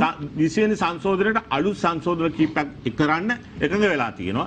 ඒ සංශෝධනවලදී උත්තරේ පැහැදිලි නැහැ. මං අහන්නේ ඔබතුමා මහා සංඝරත්නයේ අවසර දුන්නද තමුන්නාන්සලාට විජනන පනත අහෝසි කරලා මේ රටේ ජාතික දේපල හොරකම් කරන්න. අදින්නා දාන වේරමණී. එතකොට මහා සංඝරත්නයේ අවසර දුන්නද මේ රටේ තොරතුරු දර ගැනීම වගේ පනත් අහෝසි කරලා තමුන්නාන්සලාට බොරුව වපුරන්න. මුසාවාදා වේරමණී. දැන් මේවට තමුන්නාන්සලාට අවසර දුන්නද මහා සංඝරත්නය? ඉල්ලීමක් කළාද? මහා සංඝරත්නයේවත් තමුන්නාන්සලවත් අපිට මේක උපදෙස් දෙනකොට අපි අපේ පැත්තෙන් මහා සංඝරත්නයේ කරුණු කාරණා තමුන්නාන්සලා කියනවට වඩා ඉහළින් තමුන්නාන්සලා අදත් තමුන්නාන්සලාගේ පස්සේ ගත්තොත් සුළු පක්ෂ මම තමුන්නාන්සලට ඕන උත්තර දෙන්න මෙතනට ඇවිල්ලා නැහැ. ඔයා ඉල්ලන උත්තරේ දෙන්න මම ආවේ නෑ. මම ජනතාවට උත්තර දෙන්න ආවේ. ඒ නිසා ඔබතුමාට අවශ්‍ය වෙලාවට කරුණු කියන්න. එහෙම නැත්නම් කටවාගෙන ඉන්න ප්‍රශ්නයක් අහන්න අවස්ථාව දෙනවයි කියපු විදිහට ඒකට උත්තරයක් බලාපොරොත්තු වෙන්න. එහෙම නැතු ඔයා කියන ඒවා කියන්න නම් මහා සංඝරත්නය තමුන්නාන්සලාට දුන්නද පහුගිය කාලේ මේ රටේ ආරක්ෂාව නැති කරන්න, මේ රටේ කුඩුකාරයන් වර්ධනය කරන්න, මේ රටේ ජනතාවගේ ප්‍රශ්න විසඳන්නේ නැතුව යහපාලනය කියලා රටේ ප්‍රජාතන්ත්‍රවාදය නැති කරන්න මහා සංඝරත්නය අවසර දුන්නද මහදවල් මහ බැංකු මංකොල්ල ගන්න අපිට මහා සංඝරත්නය සම්පූර්ණ ආශිර්වාද කර ආණ්ඩුවට ජනාධිපතිතුමාට අගමැතිතුමාට අති බහුතරය උන්වහන්සේලා කියන ඕනෑම කාරණාවක් පිළිබඳ අපි ඉතාම සාධනීයව සලකලා බලලා ඒ අවශ්‍යතා ඉෂ්ට සිද්ධ කරනවා. ඒකට හොඳ සිංහල බෞද්ධ ජනාධිපතිවරයෙක් අගමැතිවරයෙක් ඉන්නවා අපේ. ඒ වගේම පන්සිල් කැඩුවා නම්, ඒ හොරකම් කරා නම්, රට විනාශ කරා නම් තමුන්නාන්සලා හිටපු යහපාලනයේ පහුගිය කාලේ දිගින් දිගට මේවා සිද්ධ කරේ. ඒ සියල්ල කරපු නිසා තමයි අද මේ අපාගත වෙලා දුක් විඳින්නේ. ඡන්ද ලක්ෂ 55ක් ලැබිච්ච ජනවරම 26ට අඩු වුණේ ඒකයි. පස්සේ 2ට 3ට 4ට කැඩුනේ ඒකයි. එහෙම වෙලා අද අපිට කියන්න හදනවා මේ ජනතාව දුන්න ජනවරම ආපස්සට හරවන්න පුළුවන් කියලා හිතලා. අපි තමුන්නාන්සලට පැහැදිලිව කියනවා අපි ජනතාව කියන දේත් කරනවා, මහා සංඝරත්නය කියන දේත් කරනවා. ඒ වගේම ආණ්ඩුවේ පැත්තෙන් සාධනීය කළ යුතු අනිත් කාරණා තිස්ස කරන්න සූදානම්ින් ඉන්නවා. පැහැදිලි විශේෂයෙන්ම අප දෙවන වටේ තුල සිටින්නේ වසන්ත සමරසිංහ මැතිතුමන්ට අවස්ථාව තිබෙන්නේ දෙවන වටේ අවසන් අවස්ථාව. මේ සංවාදය ඇතුලේ මතුවෙච්ච කරුණු විසින් කියන්න උත්සාහ කරා නම් මේ 20 වෙනි සංශෝධනය පිළිබඳව ඒක ජේ.ආර්. ජයවර්ධන කරපු වැඩේම තමයි අපි කරන්න යන්නේ කියලා දැන් එතුමා කියන්න උත්සාහ කරා. එතුමාලට අයිතියක් තියෙන එක. ඒ අයිතිය පිළිගන්න ඕනේ අපි. හේතුව අපේ රටේ 69 ලක්ෂයක් ජනතාව ඡන්දෙ දුන්නා ජනාධිපතිවරයෙක් පත් කරන්න, පාර්ලිමේන්තුව පත් කරගන්න. දැන් ඒ අයිතිය වගේම ජනතාවටත් තියෙන අයිතියක් නිසා ජනතාව අලුත් පාර්ලිමේන්තුවක් පත් කරේ. මම ප්‍රශ්නය අහුවේ ඒ පත් කරපු පාර්ලිමේන්තුව අවුරුද්දකින් විසිරෙවි ප්‍රජාතන්ත්‍ර විරෝධී වෙනවා එතකොට. ඇයි? ඒක සෙපරේට්. එහෙම නැත්නම් වෙනස් වෙච්ච ඡන්ද දෙකක්, ප්‍රජාතන්ත්‍රවාදී මැතිවරණ දෙකක්. ඒක ආණ්ඩුව හදන්නේ ජනාධිපතිතුමාගේ පක්ෂයෙන්. මම එක ප්‍රශ්නයක් අහන්න. දැන් තමුන්නාන්සලා චන්ද්‍රිකා බණ්ඩාරනායක කුමාරතුංග මැතිණියත් එක්ක එකතු වෙලා 2004 රනිල් වික්‍රමසිංහ මහත්තයාගේ ආණ්ඩුවේ විසිරෙව්වේ. ඔව්. ඒක සාධාරණ දෙයක් නෑ. ඒ මොහොතේ මතුවෙච්ච තත්ත්වය මොකක්ද කියලා ඔබතුමාට මතකද? නේද? ඒක තමයි මම අහන්නේ. නෑ. මොහොතේ තත්ත්වය අනුව තමයි අවුරුද්ද ඇතුලේ විසිරවන්න අවස්ථාව තිබුණ නිසා නේද? මං කියන්නේ ඇයි 2019 ඔබතුමාලගේ නෑ ඔබතුමාලා ඒ ඔබතුමාලා පැහැදිලි කරන්නේ නෑ. කබරදුවා තලගා නෑ. අන්න ඒකනේ. ඔබතුමාට ඉතිහාසය මතක නෑ. මොකද ඉතිහාසය 19 වෙනි සංශෝධනයට අතවිස්සුවේ කවුද? 17 වෙනි සංශෝධනයට අතවිස්සුවේ කවුද? හරි මම නම් ඔබතුමාගේ පක්ෂය අතවිස්සුවේ නැද්ද? ඔය කට්ටිය ඔබතුමාගේ පක්ෂය සහාය දුන්නේ නැද්ද? ඔබතුමාලා ඔය කවුරුත් කියන්නේ ඒකයි නෑ. ඔබතුමාගේ පක්ෂය ඔබතුමාගේ පක්ෂය විසින් සහාය දුන්නේ නැහැ වෙන කවුරුවත් නෙමෙයි. ජාතික ආණ්ඩුව හදන්න මේගොල්ලොත් ඒකතුල ඔබතුමාගේ පක්ෂය. දැන් ප්‍රශ්නේ තියෙන්නේ ඒක නෙමෙයි ජගත් මන්ත්‍රීතුමා. එහෙනම් මටත් කියන්න පුළුවන් මම දැන් ඉන්න පක්ෂය ඒක නෙමෙයි කියලා. නෙමෙයි ජගත් මන්ත්‍රී ඒක වෙන්න පුළුවන්. ඔබතුමාගේ ඒ ඔබතුමාට තියෙන අයිතිය ඒක හරි. නමුත් ප්‍රශ්නේ තියෙන්නේ දැන් ඔබතුමා පිළිගන්නවද එතකොට දිත්තපුර වැසියෙක්. එහෙම නැත්නම් ඇමරිකන් මං අහපු ප්‍රශ්නෙට ඔබතුමා හරියට උත්තර දුන්නේ නැහැ. නෑ ඒ තත්ත්වය ඔබතුමා මතක් කරන්නේ 2003යි විසිරුවේ. ඇයි පාර්ලිමේන්තුවේ විසිරුවේ? සටන් විරාම ගිවිසුම ගහලා මේගොල්ලෝ. LTT සංවිධානයත් එක්ක සටන් විරාම ගිවිසුම ගහලා. LTT සංවිධානයේ සටන් විරාම ගිවිසුම පවත්වාගෙන යාම සඳහා ක්‍රියාත්මක වෙමින් තියෙන වෙලාවක සාම සාකච්ඡා ගිහිල්ලා මේක වෙනම් පාලනයක් හදන්න හදන වෙලාවක ඇමති දුර 3ක් ගත්ත වෙලාවක මේ ඉතිහාසගත කතාවක් තියෙනවා මේක ඇතුළේ නිකන් නෙමෙයි. දුරක් ගත්තට පස්සේ ඒක විශ්වයි කියන්නේ. අරගෙන තමයි විශ්වවන්න පටන් ගන්න. ඒක තමයි ඒක අරගෙන තමයි දේශපාලන. ඒක තමයි කියන්නේ. දැන් මේක ඔබතුමාලට ජනාධිපතිවරු දීලා තියෙනවා. ඔව්. ඒක සාධාරණද? ඔව්. හරි ඒ සාධාරණ ඉෂ්ට කරේ අර අවුරුද්ද තිබ්බ හින්දාට නැති හින්දා. මොනවාද? නෑනේ ඒ අවුරුද්ද තිබුණා නැද්ද? නෙමෙයිනේ පාර්ලිමේන්තුවට ඒ යෝජනාව ගෙනල්ලත් පාර්ලිමේන්තුවේ තුනෙන් දෙකකින් සම්මත කරන විසවන්න පුළුවන්. ඒ වෙලාවෙත් පුළුවන්. නෑ ඒ වෙලාවෙත් පුළුවන්. ඒ වෙලාවේ තුනෙන් දෙකක් එන්නේ නෑනේ චන්ද්‍රිකා කුමාරතුමා. ඒක තමයි ඔබතුමා දැන් මේ කියන්න හදන්නේ ඒක නෙමෙයිනේ. දැන් 2019 වෙනි ව්‍යවස්ථා සංශෝධනය දක්වා ඔබතුමා හෙට ඒ අවස්ථාවේ ඔබතුමාලගේ ආණ්ඩුව සුවර් නෑ. ඒ කියන්නේ ඔබතුමාලාට දීපු අර 145 සුවර් නෑ. ජනාධිපතිතුමාට. නෑ ඒක නම් හරි. ඔබතුමා කියන එකට මම එකඟ වෙනවා මෙහෙම. නෑ ඔබතුමා කියන එකට මම එකඟ වෙනවා. ආණ්ඩුවටවත් මේ ඉත තියෙන එක නෙමෙයි අනාගතය ගැන හිතලානේ. ඔබතුමා කියනවා එදා අර්බුදයක් යකෙක් ආව යකා අයින් කරන්න කරා. ඔව්. එහෙමනම් අනාගතේ ඒක ජනතාව තේරුම් ගන්න ඕනේ දැන්. නෑ හරියට ජගත් මන්ත්‍රීතුමා. ජනතාව තේරුම් ගන්න ඕනේ මේ ඉන්න 3-2 ආණ්ඩුව විශ්වාස කරන්න බෑ. ඒ නිසා ජනාධිපතිතුමාට මේ අවිශ්වාස ආණ්ඩුවක් එහෙම නැත්නම් මේ පාර්ලිමේන්තුවේ 3-2ක් දෙනක විශ්වාස ජනතාව පිළිගන්නේ නැහැ. ඔබතුමා කියපු කතාව පුරා නැහැ කියනවා. නෑ ජනතාව ඔබතුමා හරි ජනතාව පිළිගන්නව නැද්ද කියන අපි ජනතාවට බාර දෙන්න. ජනාධිපති අගමැති ජනතාවට බාර දෙන්න ඔබතුමා කලබල වෙන්න එපා. උදාහරණයක් කියනකොට ජනාධිපති අගමැති එකට ඉන්න ආණ්ඩුව විශ්වාස තියෙන්නේ. ඔබතුමා කලබල වෙනවා. ඔබතුමා කලබල වෙන්න එපා දැන්. ඔබතුමා උත්තරනේ එක එක තැන ගා ගන්නවා. ඔබතුමා කියපු කතාවනේ මේක. ඔබතුමා කියපු කතාව අනුව ඔබතුමා දැන් ඒක වහගන්න වෙන ඒවා කියන්න එපා. දැන් ජනතාව තේරුම් ගන්න ඕනේ මේ පාර්ලිමේන්තුව සුවර් නැහැ. මේ 150 හිටියත් සුවර් නැහැ. ඇයි? මොකා මොයි පැත්තේ පණීද දන්නේ නැහැ. ඒ වෙලාවට අන්න අර එතුමා කියපු කතාවේ හිතුරු ටික මම මේ කියන්න යන්නේ.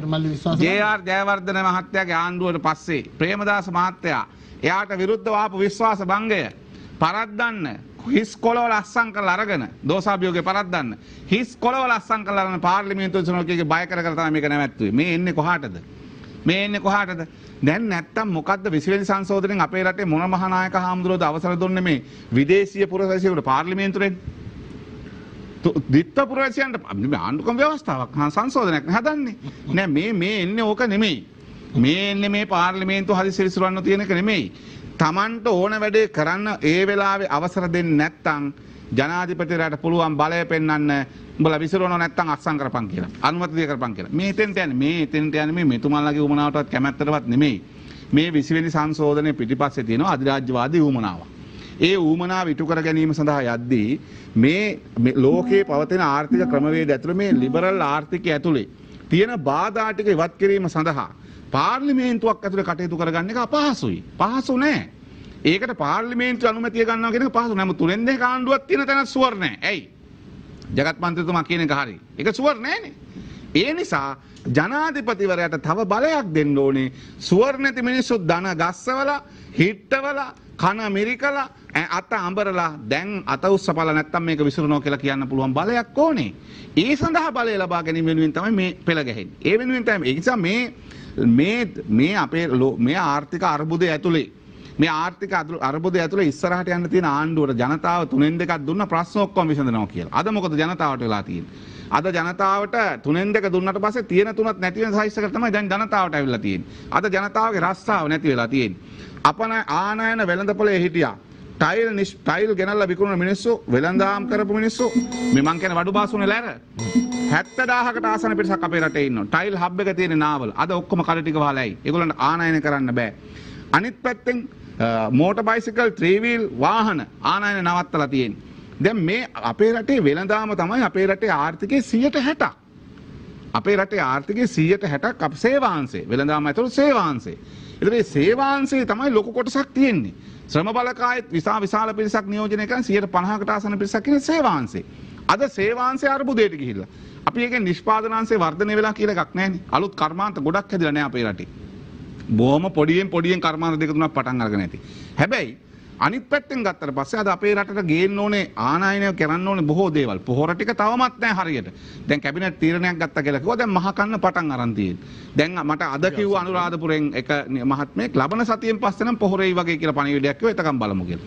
මම මේ කියන්නේ මේ එන්නේ මේ ලිබරල් ආර්ථිකය ඇතුලේ තියෙන නිදහස් කිරීමට තියෙන බාධා ඉවත් කිරීමේ ක්‍රමය තමයි 20 වෙනි සංශෝධනය කියලා කියන්නේ. එහෙම නැතුව මෙතුමන්ලගේ කැමැත්තවත් මෙතුමන්ලා බා දකින්න හීනවත් මෙතුමන්ලා ඉදිරිපත් කරන වැඩපිළිවෙලක් නෙමෙයි.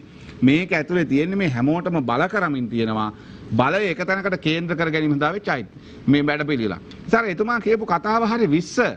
ඔව් ජනතාව බලය දුන්නා 3න් 2ක් ජනතාව දන්නේ මෙහෙම එකක් කරයි කියලා. හැබැයි දැන් එහෙම එකක් කරනවා. දැන් ජනතාව දරාගෙන ඉන්න වෙනවා. ජනතාව බලාගෙන ඉන්න වෙනවා. ජනතාව ඉවසන් ඉන්න වෙනවා. රස්සාව නැති වෙලා. වෙළඳාම නැති වෙලා. ආනයන වෙළඳපොලේ හිටු රස්සා කරපිනස් නැති වෙලා. අපේ රටේ මේ ප්‍රශ්නේ එනකොට මේනේ වෙන මොකටවත් නෙමෙයි. අද අපේ රටේ ආර්ථිකය ඍණ යන්නේ. ඒ ඍණ යන්නේ ඩොලර් එක අද නවත්තන් ඉන්නේ. අපි ආනයන වෙළඳපොලට බහැපු ගමන් ඩොලර් එක යනවා ආපහු. ඩොලර් එක උඩට යනවා 200 පැනලා යනවා. නිසා ඩොලර් එක 180ට මෙහා තියාගත්තොත් මේ අවුරුද්ද අවසන් වෙනකොට අපේ රටේ ආර්ථිකය ඍණ මට්ටමේ අඩු ප්‍රමාණය 1.5ක ඍණ මට්ටමේ තියාගන්න පුළුවන්. එහෙම තියාගත්තොත් අපිට ඊළඟ අවුරුද්ද සඳහා ආය වැය හදද්දි කොහෙන් හරි සල්ලි ටිකක් ඉල්ල ගන්න පුළුවන්. හැබැයි අපි මේක අතෑරියොත් එහෙම ප්‍රශ්නයක් එනවා. ඒ නිසා අද මිනිස්සු නොකා ඉන්න කහ නැති වුණාට කමක් නැහැ. බයිසිකල් ගේන්න ඕනේ නැහැ. වෙළඳ පොළවල් වැහුණට කමක් නැහැ. රස්සා නැති වුණාට කමක් නැහැ. ඒ නිසා අද මිනිස්සුන්ට මුණ දෙන්න සිද්ධ වෙලා තියෙන්නේ ආර්ථික කළමනාකරණයකට නෙමෙයි ආර්ථික ත්‍රස්තවාදයකට. ඒක ආණ්ඩුව බලය පාවිච්චි කරලා කරන එක. ඒ බලය පාවිච්චි කරලා කරන එක හරහා වෙළඳපොළ අර්බුදයකට ගිහිලා තියෙනවා. සේවා වෙළඳපොළ අර්බුදයකට ගිහිලා තියෙනවා. රස්සා අර්බුදයකට ගිහිලා තියෙනවා. ඒ හරහා අපේ රටේ ආර්ථික අර්බුදයට යනවා ආපහු. ඒගොල්ලෝ බලාපොරොත්තු එක වෙන්නේ නැහැ. අර්බුදයකට යන. ඒ නිසා මේ ලිබරල් ආර්ථිකය ඇතුලේ සිදුවෙන අර්බුදයන් ටික කළමනාකරණය කර ගැනීම සඳහා ඇති බලය තමයි ඒකාධිපති බලයක් දක්වා පෙළගස්වමින් තියෙන්නේ. ඒ බලය පෙළගැස්වීම සඳහා තමයි 20 වෙනි සංශෝධනය. එහෙම නැතුව රටේ ජනතාවගේ උමනාවකට හරි මහානායක හමුදුරන්ගේ උපදෙස් මත කරන එකක් නෙමෙයි. රට අද සහ හෙට අද දවසේ මාතෘකාව සුලී අප සංවාදයට බඳුන් කරන්නේ සංවාදාත්මක දෙවන වටේ නිමාවට පත් වුණේ අප යලි කැළඹ දේශපාලනයේ කතාව සුලිය සමග අද දවසේ අපි කතා කරන්නේ රට අද සහ හෙට පිළිබඳව විශේෂයෙන්ම ව්‍යවස්ථා සංශෝධනය සහ ඒ ආශ්‍රිත කාරණාවනුත් වඩාත් වැඩිපුර සංවාදයට බඳුන් වෙමින් තිබෙනවා. අප තුන්වන වටේ ආරම්භ කරන්නේ තුන්වන වටේ ආරම්භ කරන්නට ජගත් කුමාර මන්ත්‍රීතුමාට ආරාධනා කරනවා. මෙතුමාලා දිගින් දිගටම උත්සාහ කළා 19 බාධා මොකක්ද කියලා. මම කාරණා කීපයක් කිව්වේ ස්වාධීන කොමිසම සහ අනිකුත් අවුරුදු 4මාරකට දක්වා කාලය තිබීම සම්බන්ධව.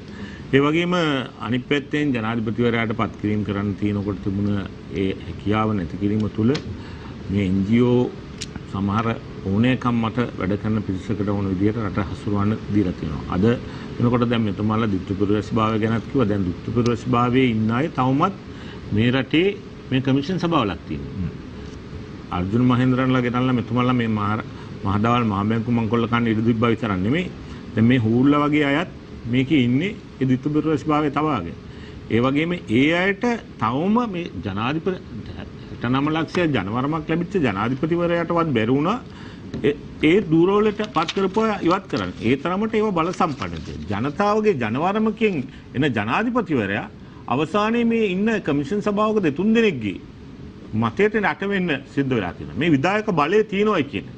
එදා ජේ.ආර්. ජයවර්ධන මහත්තයා කිව්වේ ගෑණි පිරිමියෙක්වත් පිරිමියෙක් ගෑනුවෙක් කරන්න බැරිව අනිත් සියල්ල කරන්න. හැබැයි අද වෙනකොට ඒ සියලු බලතල තටු කපලා යන තැනට පත් කරලා තියෙනවා. හැබැයි ඒක ප්‍රජාතන්ත්‍රවාදීව නෙමෙයි මේ නිකන් කීප දෙනෙක් ගෝණා තමයි.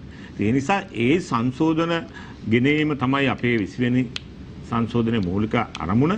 ඒ අර අලුතෙන් ජේ.ආර්. ජයවර්ධන මහත්තයා පාවිච්චි කරපු එකක් හෝ ඊට වඩා වැඩි එකක් ගේන කිසි බලාපොරොත්තුවක් නැහැ. මම කලින් කියපු විදිහට අලුත් ව්‍යවස්ථාවකින් තමයි අපි මේ රටේ සියලු ජනතාවගේ අවශ්‍යතාව සම්බන්ධ තීන්දුව ගන්නේ. ඒ වගේම මෙතුමා කිව්වා ප්‍රජාතන්ත්‍රවාදයේ ඔබතුමා කියන්නකෝ ඔය විගණන පනත එහෙම අයින් කරන්නේ ඇයි කියන්නේ? ඔබතුමාට විගණනයේ සම්බන්ධ කාරණාවලට අපි පැහැදිලිව කියනවා. විගණනයේ සම්බන්ධව ඇතිවෙච්ච සමහර කාරණාවලට අපේ අභ්‍යන්තරව යම් සාකච්ඡාවක් වෙලා ඒවා ඉදිරියේදී නැවත සංශෝධන වලට ගේන්න තීන්දුව කරලා තියෙනවා. ප්‍රසම්පාදන පනත. එතකොට ඒ සියලු කාරණා ඒ නිසා ඒ යම් කාරණා ඒවා සම්බන්ධව එන්නේ නැද්ද විශේෂ සංශෝධනයට? ඒ සමහර ඒවා ඉවත් වෙනවා. නෑ වගකීමෙන්ද ඔබතුමා කියන්නේ? ඔව් වගකීම කියන්නේ ඔබතුමාගේ ලිවිල් ටික ඉල්ලලා බලන්නකෝ ඔබතුමාලා නීතිඥයට ලබා දීලා තියෙනවනේ. ඔව්. ඒ තුල බලන්න. ඒ වගේම මෙතුමා කිව්වා දැන් මේ අධිකරණේ පට්ට ස්වාධීනයි කියලා. දැන් පහුගිය කාලේ අපේ රංජන් මන්ත්‍රීතුමා හඬපට වගේක් කෙලි දැක්වුවානේ. අධිකරණවල ස්වාධීනතාවය රෙද්ද පල්ලෙන් බේරෙන්න ගත්තානේ. විනිශ්චයකාරවරුන් එක්ක කොහොමද කතා කරේ? විනිශ්චයකාරවරු කොහොමද කියන්නේ අපි අරයව මෙල්ල කරන් මට දුන්නා නම් නඩුව මම මේක මේ විදිහට හසුරවන්නම්. මම මෙයාව ඇතුළට දාලා දෙන්න. මේකද මේ අධිකරණේ ස්වාධීනත්වය. මේ කියන මේ සියලු විනිශ්චය සභා ටික තියෙද්දි මෙතුමාලා වෙනම කණ්ඩායම් දාලා ලියගහ මන්ත්‍රී. ඒකට සමහර විට JVP එකත් හවුල් වුණා කියලා තමයි සමහර මතයක් තියෙන්නේ. ඒ වගේම මේ නිසාමද කියන කාරණාවක් මතුවලා තියෙනවා. එතුමාලාට එදා 6කට ආසන්න මන්ත්‍රී සංඛ්‍යාවක් තියලා මේ සැර 2කට අඩු වෙලා තියෙනවා. ඉතින් ඒ ජනවරම පහුගිය කාලේ යහපාලනෙත් එකට දීග කෑවයි කියන චෝදනාව ජනතා විමුක්ති පෙරමුණත් බේරෙන්න පුළුවන් කමක් නැහැ. එතුමාලා අද මේ කෙනිසින්නේ එතුමාලා ගෙනාපු කමිෂන් සභා තමයි. හැබැයි ඒ තුලින් අර්බුද රාශියක් ඇති කරලා තියෙන්නේ. ඉතින් ඒ නිසා මේ පහුගිය කාලේ රටේ අධිකරණයේ ස්වාධීනත්වය තියනවයි කියලා උනත් නැති වෙනකොට මැතිවරණයේ ක්‍රියාත්මක නීති ස්වාධීන වෙලා ක්‍රියාත්මක වෙනවා කියලා මැතිවරණේ තියන්නේ නැතිකොට ඒ වගේම රටේ ජනතාවගේ ප්‍රශ්න විසඳනවා කිව්වට ජනතාව දිගින් දිගට ප්‍රශ්න වලට ලක් වෙනකොට රටේ ජනතාවටවත් අපිටවත් එදා හිටපු විපක්ෂයේ විදිහට පුළුවන් කමන්නේ ඒ අරාජික තත්ත්වයට රටපත් වෙලා විනාශකාරී තැනකට යන්නේ. ඒ නිසාම තමයි එදා අපි කරුණු පැහැදිලි කරලා රටේ ජනතාවගේ මැතිවරණයේදී ජයග්‍රහණය කරන අවස්ථාව සැලසෙන්නේ. එහෙමනම් අපි තමුන්නාන්සලාට පැහැදිලිවම කියනවා මේ අද ඉන්න විපක්ෂය තුල ඉන්න අය එදා යහපාලනයේ එකට හිටියේ. ඒ යහපාලනයේ තුල මේ රටේ ජනතාවගේ පොඩි ඒ යහපාලනයේ හිටපු ලොක්කාද තමුන්නාන්සලාගේ ලොක්කනේ. අපේ ලොක්කෙක් නෙමෙයිනේ. නෑ තමුන්නාන්සලාගේ සන්දානේ ලොක්කනේ. සභාපතිතුමානේ. එතුමා සන්දානේ සභාපති කියලා එහෙම එකක් නෑ. අපි පොදු ජන පෙරමුණේ තමයි පක්ෂේ ඉල්ලන්නේ. ඒ සන්දානය ඉතින් ඒකේ ලොක්කා නෙමෙයි සභාපතිතුමා නෙමෙයි මේ මෛත්‍රීපාල සිරිසේන මහත්මයා. අපේ නායකයා තමයි ලොක්කා. නායකයා මහින්ද රාජපක්ෂ මැතිතුමා. ඒක නිසා ලොක්කයි කියලා ඔබ කියන අර්ථයෙන් ඉන්නවනම් නායකත්වයයි තන්තුරේ ප්‍රධානත්වයද. ඒ නිසා සභාපතිතුමා නෑ මහින්ද රාජපක්ෂලාගේ සන්දානයේ සභාපතිතුමා මෛත්‍රීපාල සිරිසේන මැතිතුමා නේද? මෛත්‍රීපාල සිරිසේන මැතිතුමාත් මේකේ ඉන්නව කොටස්කරුවෙක් නෑ සභාපතිතුමා නේද?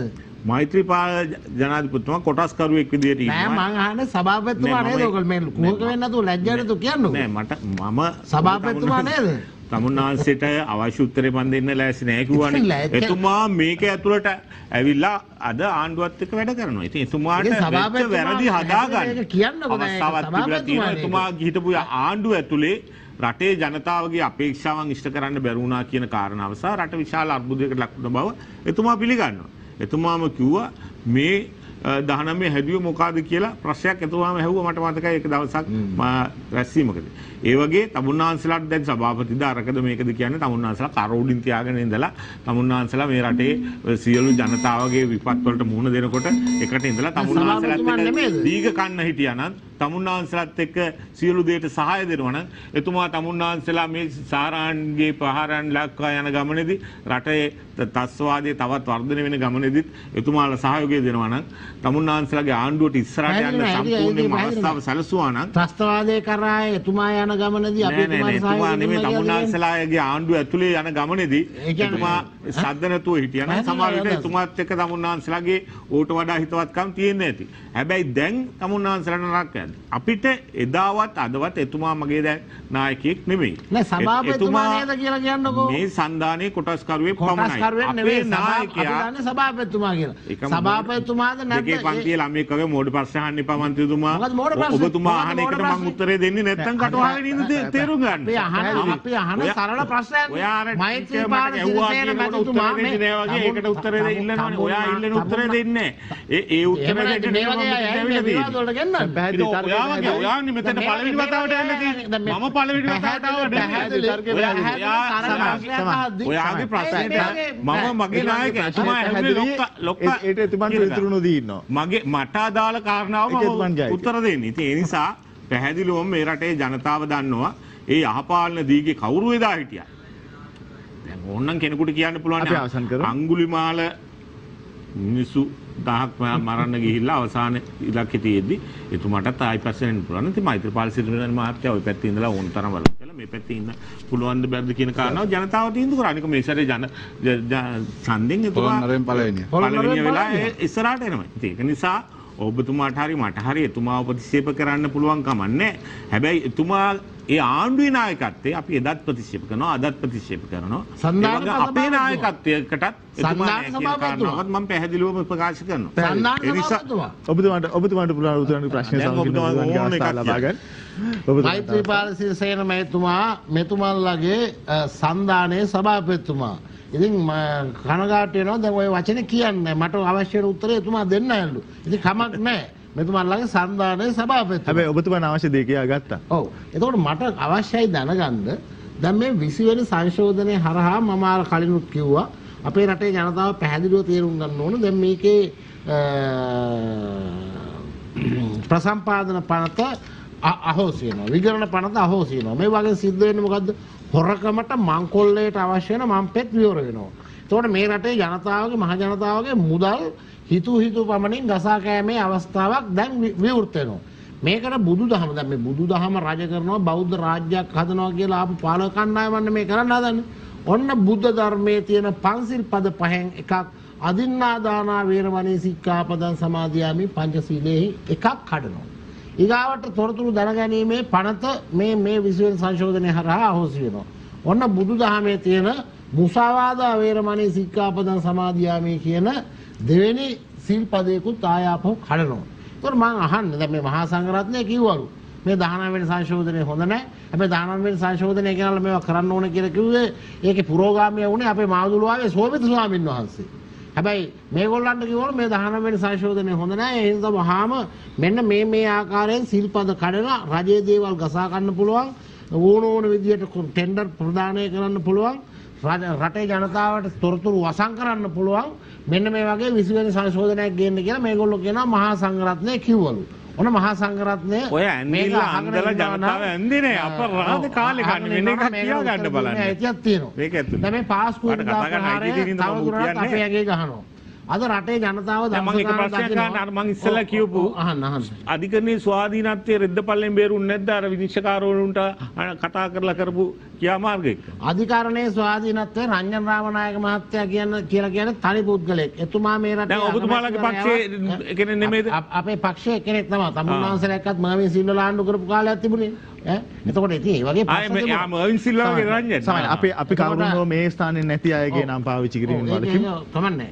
එතකොට පාස්කු ප්‍රහාරය පිළිබඳව තවත් මේ ස්ටිකරයක් අපේ ඇඟේ එල්ලන්න හදනවා. දැන් මේ පාස්කු ප්‍රහාරයට සම්බන්ධ මේ අපරාධයේ අස්පනා අපිට ඔත්තු සේවා දරුන් දීලත් සත පහකට ගණන් නොගෙන ආරක්ෂක මණ්ඩලය පිළිබඳ ඒ තියෙන වගකීම් සත පහකට ගණන් නොගෙන ආණ්ඩුව කාගේද එතකොට කරමුලට හිරයලා එතකොට ආණ්ඩුව කාගේද අද මේ ආණ්ඩුව කාගේද ආණ්ඩුවේ වැඩක් නැහැ නේ ආණ්ඩුව මේ ක්‍රියාත්මක ආරක්ෂාව පිළිබඳව බාරව හිටියේ මෛත්‍රීපාල සිරිසේන මහත්මයා ආණ්ඩුවට වගකීමක් නැද්ද අද මේගොල්ලන්ගේ ආණ්ඩුවට වගකීමක් නැද්ද සභාපතිවරයා නෑ මං අහන සරල ප්‍රශ්න උත්තරයක් දෙන්න ආණ්ඩුවට වගකීමක් නැද්ද ජාතික ආරක්ෂාව පිළිබඳව ආණ්ඩුවට අගමැතිතුමාට ඇමතිවරුන්ට වගකීමක් නැද්ද ඉතින් මේ අහනවා ඉතින් ඔයත් ඕක කරන්නේ කරේ ඉතින් මම ඒකම ඔබතුමාගේ ප්‍රශ්නේ පැහැදිලිව මම අහන්න ඔයාත් ආණ්ඩුවට ආරක්ෂා කරේ නෑ බාරව හිටපු ඒ ප්‍රධානිය මෛත්‍රීපාල සිරිසේන මහත්තයා නෑ ආණ්ඩුවට වගකීමක් නැද්ද මං අහන එකට උත්තරයක් දෙන්නකෝ කමිෂන් සභාවලින් සියල්ල එළියෙනවා ආණ්ඩුවට වගකීමක් නැද්ද සන්ධානයේ සභාපතිවරයා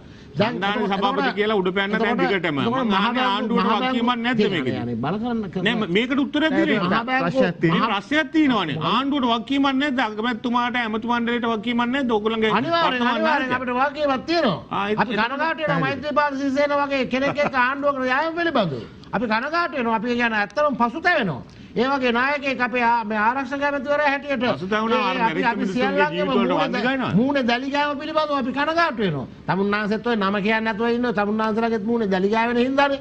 එතකොට දැන් මේ මහ බැංකු හොරකම ගැන අපිට දොස් කියනවා. එතකොට දැන් මේ මහ බැංකු මේ මංකොල්ලේ පිළිබඳව අපි නෙමෙයිද කෝප් කමිටුව බලගන්න දැන් මේගොල්ලන්ගේ මේ දැන් දැක්කනේ පාර්ලිමේන්තුවේ දැන් කෝප් කමිටුවේ සභාපතිවරයා මේගොල්ලන්ගේම කෙනෙක්. අලුත් ආධුනික മന്ത്രിවරයෙක්. හැබැයි අපි ඇවිල්ලා සුනිල් හඳුන්නැති මහත්තයාට අපි බාර දුන්න කෝප් කමිටුවේ. ඒවා දුන්න නිසා තමයි ඔය මහ බැංකු මංකොල්ල වගේ හොරකම් එළි වුණා. දාලා පුට්නෝට් දැම්මේ නැද්ද ඊට පස්සේ කට්ටිය ගිහිල්ලා? පුට්නෝට් දාලා ඒවා මම දන්නේ නැහැ. හැබැයි අද අපි කියන්න කැමති සමගි ජන බලවේගයේ මේ මහ බැංකු මංකොල්ලේට වග කියන්නට ඕන පාලකයෝ නායකයෝ කිසි කෙනෙක් නැහැ. සමගි ජන බලවේගය දැන් ඡන්දය ඉල්ලපු කට්ටිය නැද්ද සල්ලි ගත්ත කට්ටිය? ඔබ දැන් ප්‍රශ්නයක් අහන්න. ඔව්. අර මෛත්‍රීපාල සිරිසේන මහත්තයා හංගපු පිටු 106 ඉන්නවා ලිස්ට් එක. ඔව්.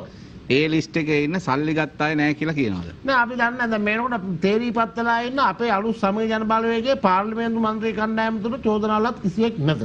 ඒ කියන්නේ චෝදනාවක් කිසිවෙක් නැහැ කියලා ඔබතුමා කොහෙද තහවුරු කරන්නේ? කොහෙද තහවුරු කරන්නේ? තමුන්නාසේ ඉන්නවා කියලා කොහොමද තහවුරු කරන්නේ? අර ලයිස්තුවේ ඉන්න 102ක්. ඒ 102 අතර ඉන්නවා කියලා මං කිව්වොත් එහෙම. ඒක කියන්නේ මම අපි තමුන්නාසට පුළුවන් නම් එනන්ට කියන්නේ සමගි ජන බලවේගය තුල පාස්කු ප්‍රහාරයට චෝදනා ලද්ද වුන් හෝ මහ බැංකු මංකොල්ලේට චෝදනා ලද්ද ඒ ලේබල් එක අපිට අලවන්න එපා.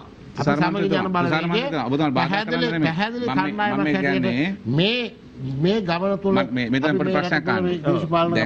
දැන් ඔබතුමාලා කොහොමද අත්සෝදගෙන නිදහස් වෙන්නේ 2015 පෙබරවාරි 27 මහ බැංකු බැඳුම් කර වංචාව වෙනකොට ඔබතුමාගේ නායකයා අයගේ පක්ෂ නියෝජ්‍ය නායකයා කැබිනට් මණ්ඩල ඇමතිවරයෙක් අවුරුදු 4ක්ම හිටියා ඊට පස්සේ.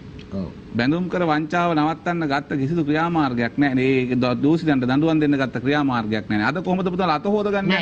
දැන් කොරෝනා රෝගියෙක් එක්ක ආශ්‍රය කරුවොත් අපිට සමහරවිට ඔය විස බීජ වැදෙන්න පුළුවන්.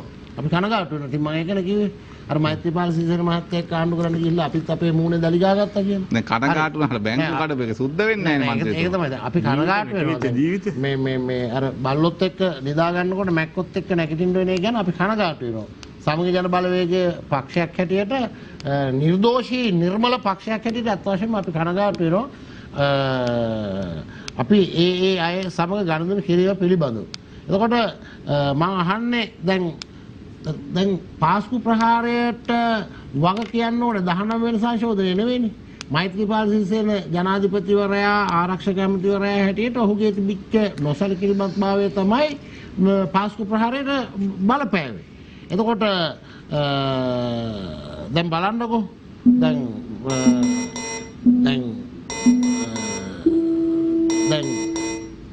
පහුගිය කාලේ තිබුණා ලොකු කතාවක්. දැන් මේ පාර්ලිමේන්තුවේ 225ම අවශ්‍ය නැත. මේ සඳහා උගතුන් වියතුන් ඒ වගේ අය දැන් මේකට අවශ්‍යයි. ගෝඨාභය රාජපක්ෂ මහතුමා වියත්මග වගේ ඒ අත වශයෙන්ම රටට සුබදායි විදිහකට හිතලා තමයි ඒව මං හිතන්නේ හදන්න ඇත්තේ. දැන් බලන්නකො දැන් අද වියත්තු පාර්ලිමේන්තුවට ඇවිල්ලා. කියන්න ලැජ්ජයිනේ. දැන් කුඩයක් ඉල්ලනවා අමාත්‍යාංශයෙන්. මේවා ඇත්තටම දැන් මේ රටේ ජනතාව නොමග යවලා පැත්තකට යවලා රටේ ජනතාව අර ඉන්න 225 ගැනම මහා නරක චිත්‍රයක් මවලා දැන් ආපු වියත්තුනේ මේ Tamanට කුඩයක් ඉල්ලන්නේ. දැන් ඇදගෙන නානවනේ මේ වෙන්නේ. ඉතින් ඒ නිසා අපිට කියන්න තියෙන්නේ ඔය සුද්ධයි පාරිශුද්ධයි කියලා අනිත් අයට චෝදනා කරන්න කලින් තමන්ගේ ඔළුවේ තියෙන අර ජරාවටිය ගැන බැලුවොත් හොඳයි. ඒකම මම කියන්න කැමතියි. දැන් දාන්නකො දැන් ගෝඨාභය රාජපක්ෂ ජනාධිපතිතුමා කියනවා මේ ඒකාධිපතිවාදයට නෙමෙයි එන්නේ. මාගේ වචනය චක්‍රලේඛනසේ සලකන්න. එහෙමනේ කියන්නේ. එතකොට මේ මාගේ වචනය චක්‍රලේඛනසේ සලකන්න. මම දැක්කා ඒකට කවුරු හරි දේශපාලකයෙක් කියලා තිබුණා. දැන් මේ සර්කියුලේෂන් කියන එකම මේ චක්‍රලේඛන කියන එකම සර්කියුලේස සලකන්න. එතකොට මේ රටේ නීති රීති ආයතන සංග්‍රහය චක්‍රලේඛන ස්ථාවර නියෝග අනපනත් මේ රටේ ඉතිහාසයේ ඉඳලා ඒ ගොඩනගාගෙන ආපු පරිපාලන නීති රීති රෙගුලාසි ඒව අවශ්‍ය නැද්ද? එතකොට රාජාඥාව සර්කියුලේෂන් සිද්ධ වෙන්න ඕනේ. ඉතින් මෙන්න මේ වගේ මහා බලහත්කාර යුගයකට මහා ගණන්කාර යුගයකට තමයි දැන් අපේ රට මේ පත්වමින් පවතින කියන එක මේ අවස්ථාවේදී මතක් කරලා දෙන්න ඕනේ. තුන්වරට දෙවන අවස්ථාව ජයත් කුමාර මන්ත්‍රීතුමාට ලැබෙනවා. ඔව් විශේෂයෙන්ම මෙතුමා දිගින් දිගටම මේ අරක හරිද කියන එකටත් උත්තරේ දීගෙන යනවා හරි. මා කිව් දේ චක්‍රලේඛනසේ සලකන්න කියන කාරණේ. දැන් ජනාධිපති හෝ අගමැති සහ අමාත්‍යවරු සාකච්ඡාවලදී යම් කරුණු පාචිකවත් කියනවා. ඒ වගේම ලිඛිතවත් කියනවා. සමහර කාරණා පාචිකෝ කියන එක අදාළ නිලධාරීන් ලිඛිතව යවනවා. ඒක ජනාධිපතිතුමා කියපු දේ සාකච්ඡාවකදී 100 දෙනෙක් ගෙනල්ලා කරන සාකච්ඡාවදී කියන දේ ජනාධිපති ලේකම්වරයා ඒක යවනවා. ඒක තමයි චක්‍රලේඛනයක් බවට පත් වෙන්නේ. ඉතින් මේ ජනාධිපතිතුමා එතන කියපු දේ නිලධාරීන් ඉදිරියේදී යවනවා. ඉතින් ඒ වෙලාවේ හැටියට ඒක දැන් ඒ අත්‍යවශ්‍ය ජනතා අපේක්ෂාවක් ඉෂ්ට කිරීම සඳහා ජනාධිපතිතුමා කිව්වේ. එහෙම නැතුව මේ සියලු දේ තුමාගේ කටින් පිට වෙන සියල්ල මේ චක්‍රලේඛන විදිහට සලකන්න කියන අදහසක් නැහැ. ඉතින් ඒක තමුන්නාන්සලා මේ මඩ ගහන්න හදාගත්ත කාරණාවක් විතරයි. එතුමා ඒ වෙලාවේ ජනතාවගේ මොකද එතුමා රටේ කොයි හරි තැනකට ගියාම ජනතාවගේ ප්‍රශ්නයක් කිව්වහම ඒ ජනතාවගේ ප්‍රශ්න විසඳන්නේ ඒ වෙලාවේ මේ ලිපිලි එහෙනම් මම මේක ලියා ගන්න මෙන්න මේ විදිහට කරන්න කියලා කියන්නේ නෑ. ඉතින් ඒක තේරුම් ගන්න ඕනේ. එහෙම නැතුව නිකන් මං දන්නේ රටක ජනාධිපතිවරයෙකුගේ වගකීමක් තියෙනවා. ඍජුව ජනතා ඡන්දයෙන් පත් වෙන කෙනෙක් විදිහට ඒ ජනතාවගේ ප්‍රශ්නයක් ආපුවම විසඳුමක් දෙන්න. ඒක නිසා මම මට පැහැදිලි කරගැනීමක් කරගන්න පුළුවන්. ඔබතුමාට එකතු කරගෙන මේ කියන්න පුළුවන් මේක ඔබතුමාටත් වැදගත් වෙන නිසා මම මෙහන්නේ. ඔව් කියන්න. දැන් මේ අභ්‍යාසලාභීන්ගේ ප්‍රසූත නිවාඩුව 40 සති 6කට සීමා කරලා තියෙනවා. ඒගොල්ලෝ පුහුණුව ලබන කාලේ සති 6කට සීමා කරලා තියෙනවා. 2005 ගහපු චක්‍රලේඛනයක් තියෙනවා. ඊට පස්සේ ආපහු ගහපු චක්‍රලේඛනකුත් තියෙනවා. නමුත් මේ මොන තත්ත්වයන් යටතේ ගත්තත් මවක් වීම, දරුවෙක් බිහි කිරීම කාන්තාවක් ලෙස සමාජයක් හැටියට ඇයට සලකන්න ඕන එකක් තියෙනවා. නිසා මේ දින 84ක් තමයි මේ 42කට බස්සන්නේ. ඒකට ඔබතුමාලා එකඟද? නැත්නම් මේක වෙනස් කරන්න මැදිහත් වෙනවද? මම ඒකට එකඟ නැහැ පුද්ගලිකව. ඒ සම්බන්ධව ඉදිරි කාලේ මම මගේ පැත්තෙන් නියෝජන ඉදිරිපත් කරනවා. මොකද ඕක මම තවත් දෙතුන් පොලකදී ඇහුවා. ඒ සමහර තැන්වලදී අපි කතා කරා. රජයේ අවධානයත් ඒ සම්බන්ධව යොමු වෙලා තියෙනවා. යම් යම් නිලධාරීන්ගේ හෝ කිසියම් පිරිසකගේ අවස්ථාව අනුව ඒ අය ක්‍රියාත්මක කරලා ඇති. නමුත් මම විශ්වාස කරනවා ඒ කියන්නේ පත්වීම් ලිපියම කෙලින්ම තියෙනවා. අගමැත් මෙහෙමනේ පත්වීම් ලිපිය ගහන්නේ ජනාධිපතිතුමා අගමැතිතුමා නෙමෙයිනේ. නෑ නෑ. අදා රජයේ ප්‍රතිපත්තිය නෑ රජයේ ප්‍රතිපත්තිය ඒක නෙමෙයි. ඒක ඉවත් කරන්න කියන්න ඕනේ. ඒක වෙනස් කරાવી කියන විශ්වාසය අපිට තියෙනවා. ඒ සඳහා කටයුතු කරන ඔබ කියපු කාරණාවම මමත් උත්සාහ සමිති කරන කෙනෙක්, ජනතාවගේ පැත්තේ ඉන්න කෙනෙක්. ඒ නිසා අපේ ආණ්ඩුව ඇතුළේ උනත් අඩුපාඩු තිබුණොත් ඒ වෙනුවෙන් අපි වෙන ඉස්සෙල්ලා කටයුතු කරනවා. ඉදිරි කාලෙත් ඒක ගැන මම ජනතාවට සහතික වෙනවා. ඒ වගේම විශේෂයෙන්ම දැන් මේ කියන කාරණා එක්ක ගත්තාම අපි පසුගිය කාල පරිච්ඡේදය තුළ රටේ ජනතාවට මේ ආණ්ඩුව ඇවිල්ලා මම දිගින් දිගටම කියන්න හැදුවේ අපි ජනතාවගේ ජනවරමට සාධාරණ ඉෂ්ට කරන්න ඕන. හැබැයි පසුගිය කාලේ සිද්ධ වුණේ ඒ ජනවරමට සාධාරණ ඉෂ්ට කිරීම සීමිත වෙන ගමන් යම් යම් ඒකට තියෙන බාධා ඉවත් කරගන්න. ඒක බාධාවක් විදිහට තමයි මේ 19 ඇතුලේ ආපු යම් යම් කාරණා අපි දකින්නේ. මෙතුමාලට ඒක ප්‍රශ්නයක් නොවුනට ඒක ඉවත් කිරීම සඳහා යම් කිසි විදියකට අර ටික කරන්න කියලා කිව්වද? නෑ. විද්‍යාන පනත ප්‍රසම්පාදන පනත මේක කරන්න කියලා ජනතාව මම මන්ත්‍රීතුමා දැන් පැහැදිලි කරා. එකම ප්‍රශ්නේ අහන්නේ මම ඉස්සෙල්ලා. නෑ ඒක උත්තර දෙන්න දිනා. නෑ ඉස්සෙල්ලා කිව්වනේ ඉස්සෙල්ලා තුන මේ පියල්ගෙන් අහන්නේ ආගෙදර යන ගම පියල්ගෙන් අහන්නේ. මොකද මේ එකම කාරණාවට මේ ගුවන් කාලේ අපරාධය අපිට යවන්න එපා. මම ඒකට උත්තරයක් කිව්වා. ඒ වගේම අපි වගකීමෙන් කතා කරන්න ඕන. මොකද අපි විහිළු සපයන්න විදිහට නෙමෙයි මෙතනට එන්නේ. මම රජ්‍ය නියෝජනය කරමින් දෙපාර්ශ්වය මගේ අනිත් සගය නැහැ මෙතන. ඒ පාර්ශ්වයත් ආරක්ෂා කරන මම 69 ලක්ෂ ඡන්ද දුන්න ජනතාවගේ ජනවරමත් ආණ්ඩුවේ වගකීමත් දෙකම ආරක්ෂා කරමින් මේ අවස්ථාවේ කතා කරන්නේ. ඉතින් එහිදී මම එකම කාරණාව දෙතුන් සැරේ කියන්න සූදානම් වෙන්නේ නැහැ. හැබැයි මම වගකීමෙන් ආණ්ඩුවේ පැත්තෙන් වෙන්න ඕන දේ පිළිබඳව මේ රටේ ජනතාවට ඒ යුතුයකම එහෙම නැත්නම් යම් අඩුපාඩුවක් කියලා තියෙනවා නිවැරදි කරන්න මැදිහත් වෙනවා. ඒ වගේම අනිත් පැත්තෙන් ආණ්ඩුවේ ස්ථාවරත්වයත් මම කියන්න ඕන ආණ්ඩුවේ පැත්තෙන් හැම තිස්සෙම ජනතාවට ඇහුම්කන් දෙන මහා සංඝරත්නයට ඇහුම්කන් දෙන නායකයෝ ඉන්නේ. ඒ නිසාම මේ වෙනකොටත් සංශෝධන ඇවිල්ලා තියෙන විශේෂ සංශෝධන අපි විසින්ම දැන් අධිකරණයට ඉදිරිපත් කරනවා. මෙතෙක්කල් කිසිම පනතකට උසාවි ගියාට අධිකරණයට ඇවිල්ලා තමන් විසින්ම ඉදිරිපත් කරේ නෑ අපි මේවා හදනවා කියලා. හැබැයි අපි පළවෙනි වතාවට ඒ අවස්ථාව අරගෙන තියෙනවා අපි නිවැරදි කිරීම කරනවා කියලා. ඒ ජනමතයට ගරු කරන. ඒ වගේම අපිට තුන්වර කියවනකොට පාර්ලිමේන්තුවේදී සංසද වලට යන්න පුළුවන්. මෙතුමාලගේ ආණ්ඩු කාලේ අපි දැක්ක සමහර විට අවස්ථාවල ඒ තුන්වෙනි වාරේ සංශෝධන වලට යනවා කියන්නේ අමතර කැලි ටිකක් එකතු කරගෙන තිබුණු දෙයට වඩා හාස්ම උසාවියට දාන්නේ අධිකරණයට ඉදිරිපත් කරන්නේ වෙනම ලිය. ඒට වඩා වෙනස් වූ ලියවිලි ඉදිරිපත් කරලා දැන් විශේෂයෙන් පළාත් සභාව සම්බන්ධ පනත් ගේනකොට මහා විශාල අර්බුදයක් හැදුවා. හැබැයි ඒකට JVP එකත් ඒ වෙලාවේ සහයෝගය දුන්නේ. ඒ නිසා මාස 6කින් ඡන්දය දානවාද කියලා මට මතකයි මං නිවුස් වල බලන් ඉන්නකොට අනුර කුමාර දිසානායක සහෝදරයා කියනවා මාස 6කින් ඡන්දේ තියනවද කියලා. ඔව් කියන එතුමාවත් අන්දලා හරි එකතු වෙලා හරි කොහොම හරි අවසානයේ පළාත් සභා සිටියම හකුල්වල දාලා අද මේ රටේ මේ මැතිවරණය තිබුණේ. පළාත් පාලන මැතිවරණය වලදීත් එයාගේ කටයුතු කරා විශේෂයෙන්ම ශ්‍රේෂ්ඨ නිලධාරීන්ට ඒ ඡන්දය ඉල්ලන්න අයිතිය නැති කරේ විශේෂයෙන් සමෘද්ධි ව්‍යාපාරය ඇතුළු ඒ නිලධාරීන්ට බය වෙලා ඒව නැති කරා මේ පහුගිය කාලේ ආණ්ඩුව. ඒ නිසා ඒවා නිවැරදි කිරීමේ ඇතුළු විවිධ වැඩ කටයුතු ජනතාවට ඉෂ්ට කරන්න තියෙනවා. ඔවුන්ගේ රැකියා ප්‍රශ්නය විසඳන්න වගේම මේ රටේ නිෂ්පාදනය වැඩි කරන්න, ගොවියාගේ ආර්ථිකය ශක්තිමත් කරලා, ගොවිතැන ශක්තිමත් කරන්න, දේශීය කර්මාන්ත ශක්තිමත් කරන්න. ඒ වගේම ජනතාව කොරෝනා ව්‍යසනයෙන් ඇදවැටලා තියෙන තත්ත්වයන් වලින් මුදවගෙන ඔවුන්ගේ තත්ත්වය සහ සෞඛ්‍ය පද්ධතිය මේ රටේ අධ්‍යාපනයේ අලුතෙන් ගොඩනගන්න. ඒ සඳහා අපේ ජනාධිපතිතුමා අද වැඩ කටයුතු කරන ඕන කෙනෙකුට පේනවා විදේශීය සම්පත් විදේශ රාජ්‍යයන් මත යැපෙන්නේ නැතුව මේ රටේ ආර්ථිකය ශක්තිමත් කරගෙන. මොකද පහුගිය කාලේ අපිට පෙනුන දෙයක් තමයි අපේ රට අපි පිටින් දේවල් බලාගෙන හිටිය අන්තිමට මුළු ලෝකෙම වැහුවා ඒ රටවල් වල සම්බන්ධතා. එතකොට අපිට අපේ ළඟ තිබුණ දේවලින් තමයි යැපෙන්න සිද්ධ වුනේ. ඒ නිසා අද අපි තීන්දුව කරලා තියෙනවා අපේ රටේ වවා ගන්න පුළුවන් හැමදේම වවා ගන්න කටයුතු කරන්න, දේශීය නිෂ්පාදන ටික හදාගන්න, සුදු රෙදි ටික පවා අපි චීනෙන් පහුගිය කාලේ ගෙනාවේ. ඊට පස්සේ තුමාලා ඒක වවුචරයක් බවට පත් කරා. දැන් රෙදි ටික අපේ රටේ නිෂ්පාදකයන්ට රෙදි ටික නිෂ්පාදනය කරගන්න අවස්ථාව දෙන ගමන් දරුවන්ට පාසල් නිල ඇඳුම නැවත ලබා දීමේ ඇතුළු විවිධ වැඩ කොටස් අපි එකඟ වෙච්ච විදිහට ඉටු කරන්න කටයුතු කරනවා. ඒ නිසා ඒ ජනවරම ඉටු කිරීමේ එක් අවස්ථාවක් විතරයි මේ සංශෝධනයේ.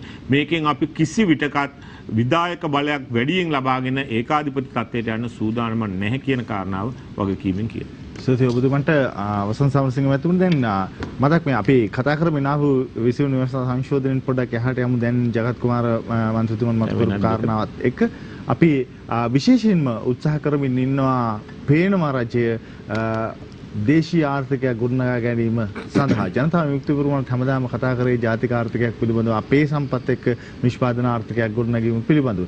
එතකොට එතන නැද්ද කිසියම් ආකාරයක යහපත් අරමුණක්? පියල් ඔබ මේ මාතෘකාව අවසාන කෙරවලට ආපු නිසා තව ටිකක් වෙලා තිබුණොත් මේ ගැන කතා කරන්න පුළුවන්. අපිත් බොහොම එකඟයි මේ අපේ රටේ හදන්න පුළුවන් දේවල් අපි හදන්න ඕනේ. ඒක හදන්නේ නැතුව පටන් ගත්ත 1978 පටන් ගත්ත ගමන මේ වෙනකන් එනවා. දැනුම මේ ආණ්ඩුවම ආපහු හාල් මෙට්‍රික් ටන් 100ක් ගේන්නේ.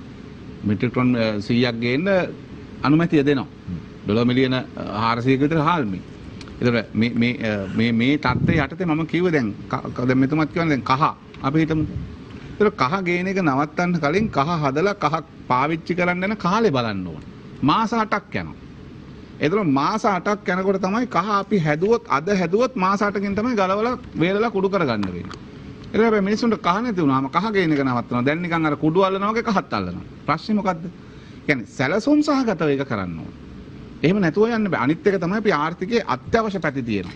දැන් අපිට තියෙනවා නැගෙනහිර ජැටිය. මම ඔබට ඕනනම් කියන්නම් පහුගිය අවුරුද්ද ඇතුලේ අපි මේ කොරෝනා කාලේ අපේ වරාය CICT එක තියෙනවා, SAGT එක තියෙනවා, JCT එක තියෙනවා, ත්‍රිකුණාමලය, හම්බන්තොට, ගාලු මේ වරාය අර වරායවල තුනක් වුණාට කොළඹ වරාය තමයි මෙහෙවුම් සියල්ල සිද්ධ වෙන්නේ අපේ රටේ.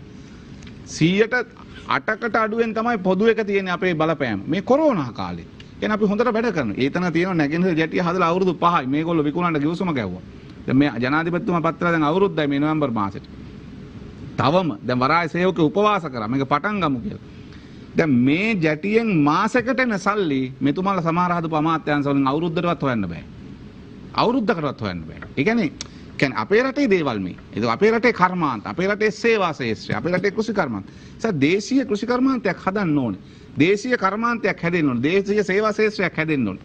නිසා අපි ඒ හැදෙන එකට අදාළ සැලසුම් සහගත මැදිහත් වීමක් නෙමෙයි තියෙන්නේ. දැන් ඔබ කල්පනා කරලා බලන්න දැන් ටයිල් වලට ගහනවා. නවත්තනවා. ඒතකොට ටයිල් ඉන්ඩස්ට්‍රි එකේ ඉන්න 70000ක් පමණ සේවය කරන අය මේ කඩවල සාප්පුවල වැඩ කරන අය. ඒකට ප්‍රශ්නයක් නෑ. අපේ රටේ දේශීය ටයිල් කර්මාන්තකරුවෝ ඉන්නවා. නෑ යාත් එක්ක කතා කරනවා. ඔයගොල්ලෝ ඉදිරි අවුරුදු කීයක් ඇතුළත ඔයගොල්ලන්ට රටේ අවශ්‍යතාවය සම්පූර්ණ කරන්න පුළුවන්. 50%කට වැඩිය පිට රටින් ගේන්නේ. ආයෙනම් ඒකට ගැළපෙන ලෙස බද්දක් ගහලා ටික ටික මේක නවත්තන්න ඕනේ. එතකොට තමයි රට ඇතුලේ යන පිටරට යන සල්ලි නවතිනවා. මොකද අපිට තෙල් හදන්නවා කියලා කියන්න බෑනේ. හැබැයි 2010 ඉඳන් අපි තෙල් ගන්නවා කියලා කාවේරි ද්‍රෝණියේ තෙල් තියෙනවා කියලා අපි ලොකු සාකච්ඡාවක් ගියා. හැබැයි ඒවට දැන් මොකක්ද වෙලා තියෙන්නේ? ඒ නිසා අපි තෙල් ගැන පැත්තක තියලා හදන්න පුළුවන් දේවල් හදා ගන්න ඕනේ. අර මේගොල්ලෝ හදන්න හදුවා වගේ Volkswagen වගේ ඒවා හදන්න. කියන්නේ සමහර ඒවා අපේ රටේ මේ යෝග්‍ය නැහැ. ඒවා අපි බොරුව try කරාට වැඩක් නැහැ. අපි හදන්න ඕන දේවල් තියෙනවා හදන්න. ෆැක්ටරි හදනවා වෙන වැඩ කරමු. අපි වෙන වෙලාවක කතා කරමු. ඒ නිසා දේශීය කර්මාන්තය හදන්න සැලසුම් කරද්දී ඒකට අවශ්‍ය කරන අමුද්‍රව්‍ය සම්පත් සහ පිටරටින් අපි කොපමණ ගේනවද කියන කාරණා සියල්ල සලකලා තමයි මේ තීරණ ගන්න ඕනේ. හැබැයි එහෙම නැතුව ඩෝන් දාලා ආනයන ඔක්කොම ටික නවත්තනවා. රස්සාත් නැති වෙනවා. මේක ආර්ථිකයට බරපතල බලපෑමක් සිදු. ඒ නිසා මම කියන් ආවේ දැන් අර අපේ රටේ මිනිස්සුන්ට සිද්ධ වෙලා තියෙන වෙන මොකක්වත් නෙමෙයි ආණ්ඩුව 3න් 2ක් දීලා නේද 13ට මැනගෙන පොල් ගෙඩිය කාලා වෙන දේ දිහා බලාගෙන ඉන්න ඕනේ. ඒක තමයි දැන් ආණ්ඩුවේ ස්ථාවරය. නිසා මේකයි. ඒ නිසා ඒකට කැමැති 69 ලක්ෂයක් ඇති. ඒකට අකමැති මිනිස්සු ඉන්නෝනේ අපේ රටේ. අනේ ඒ මිනිස්සුන්ට දැන් සිද්ධ වෙලා තියෙන්නේ අකමැත්තට. විශ්ව විසින් නැති කරන සමාජ බලපෑමක් තියෙනවා. විශ්ව මෙතුමන්ලා කියන මෙතුමන්ලාගේ ප්‍රජාතන්ත්‍රවාදය හරි කමක් කරගෙන එක නෙමෙයි. මේක අධිරාජ්‍යවාදී උමනාවක් වෙනුවෙන් හැදෙන වැඩපිළිවෙලක්. මේ ලිබරල් ආර්ථිකය ඇතුලේ තියෙන නිදහස් කර ගැනීම වලට තියෙන බාධාවන් නවත්තන්න ඒකාධිපති බලයක් ගොඩනගන. ඒක ගෝඨාභය රාජපක්ෂ මහත්තයා මේ වෙලාවේ හොඳම නියෝජිතයා. ඒ වෙනුවෙන් එතුමාව තෝරගන්නවා. ඒකට ඇමරිකාවේ ආශිර්වාදය තියෙනවා. ඒ නිසා තමයි දිත්වපුරවැසිභාවයේ තියෙන මේ යෝජනාවක් කියන ආණ්ඩුක්‍රම ව්‍යවස්ථාවක කොහෙද මේවා එන්නේ? මොකද දිත්වපුරවැසිභාවයක් පිළිගත්ත ගමන් මේ රටේ ඇමතිකමක් කරලා රටෙන් පැන්නට පස්සේ ගේන්න බෑ. මෙතුමන්ලා ගෙනාවු කවුද මහ බැංකුව අධිපති අර්ජුන මහේන්ද්‍ර දැන් ගෙනාවද? දැන් මෙතුමන්ලත් ඇවිල්ලා අවුරුද්දක් වෙනවා ජනාධිපතිවරයා පත් වෙලා. ඒතර ඒ අවුරුද්ද ඇතුලේ අවුරුද්දෙන් පස්සේ ජනාධිපති පත් වුණාට පස්සේ ආණ්ඩුවක් හැදුවා. ඒ කොරෝනා කාලයක් ආව ගත වුණා මත ඒ තත්ත්වයක් අපි අතාරිමු මාස 4ක් 5ක්. හැබැයි දැන් කෝ මහ බැංකුව බැඳුම් කර වංචාවේ දූෂිතයන්ට දාලා දඬුවම් කෝ. දැන් මහ බැංකුව බැඳුම් කර වංචාව සිද්ධ වෙච්ච එකට සාක්ෂි තියෙනවා ජනාධිපති කොමිසමක් තියෙනවා කොමිසම දාපු මෛත්‍රීපාල මහත්තයා ඒ පැත්තේ ඉන්නවා හංගපු පිටු ටිකක් තියෙනවා එතුමා දන්නවා සල්ලි ගත්ත මිනිස්සු කවුද කියලා. දැන් කරන්න එපා. ඒක කෙරෙන්නේ නැහනේ.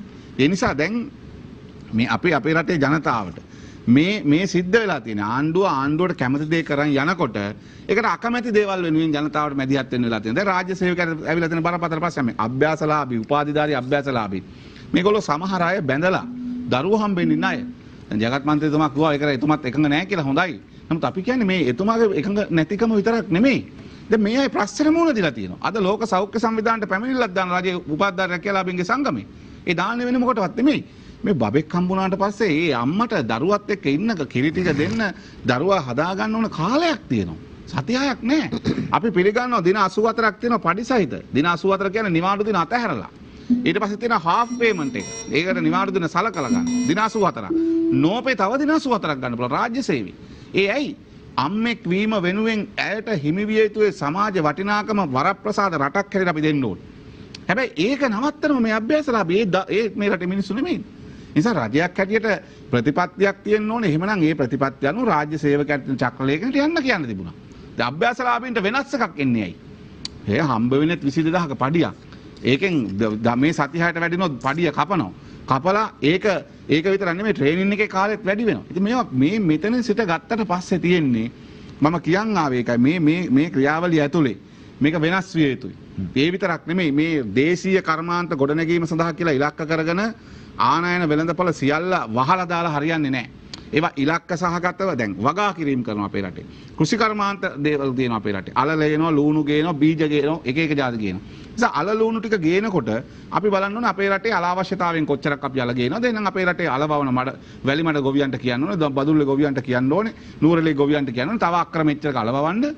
අලවල මිල මෙච්චරයි. අල බීජ ගෙනත් දෙනවා මෙහෙම. මෙන්න පහසුකම් ටික දෙනවා. රටේ අල ගේන එක අපි නවත්තනවා. දැන් මොකද වෙන්නේ?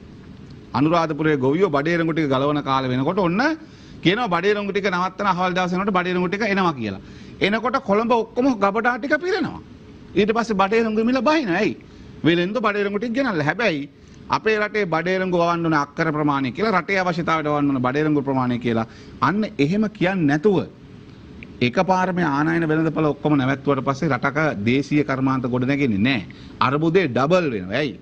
මේ වගේ හිටපු රස්සා කරම් පිණිස රස්සා ටික නැති වෙනවා. සේවා වෙළඳපොළෙන් එකතු වෙන කොටස නැති වෙනවා. නිසා ඒ අයගේ රැකියාව නැතිවීම හරහා බරපතල ප්‍රශ්නයක් සමාජය ඇති වෙනවා අපවතාවක්. ඒ නිසා මේ තත්ත්වයන් වෙනස් කරගෙන දේශීය කර්මාන්ත ගොඩනැගීම සඳහා ගන්න වැඩපිළිවෙලක් නම් මේ සල්ලි හොයන්න පුළුවන් වරාය පටන් ගන්න එපා. ක්‍රේන් ටික ගෙනල්ලා වරාය පටන් ගන්න මාස 3ක් ඇති. ජය බහලුම් පර්යන්තයේ තියෙන ක්‍රේන් ටිකක් දාන්න පුළුවන් ඕනනම් මේකට. මෙහෙම පටන් ගන්න පුළුවන්. හැබැයි අපි ඒක කරන්නේ නැහැනේ.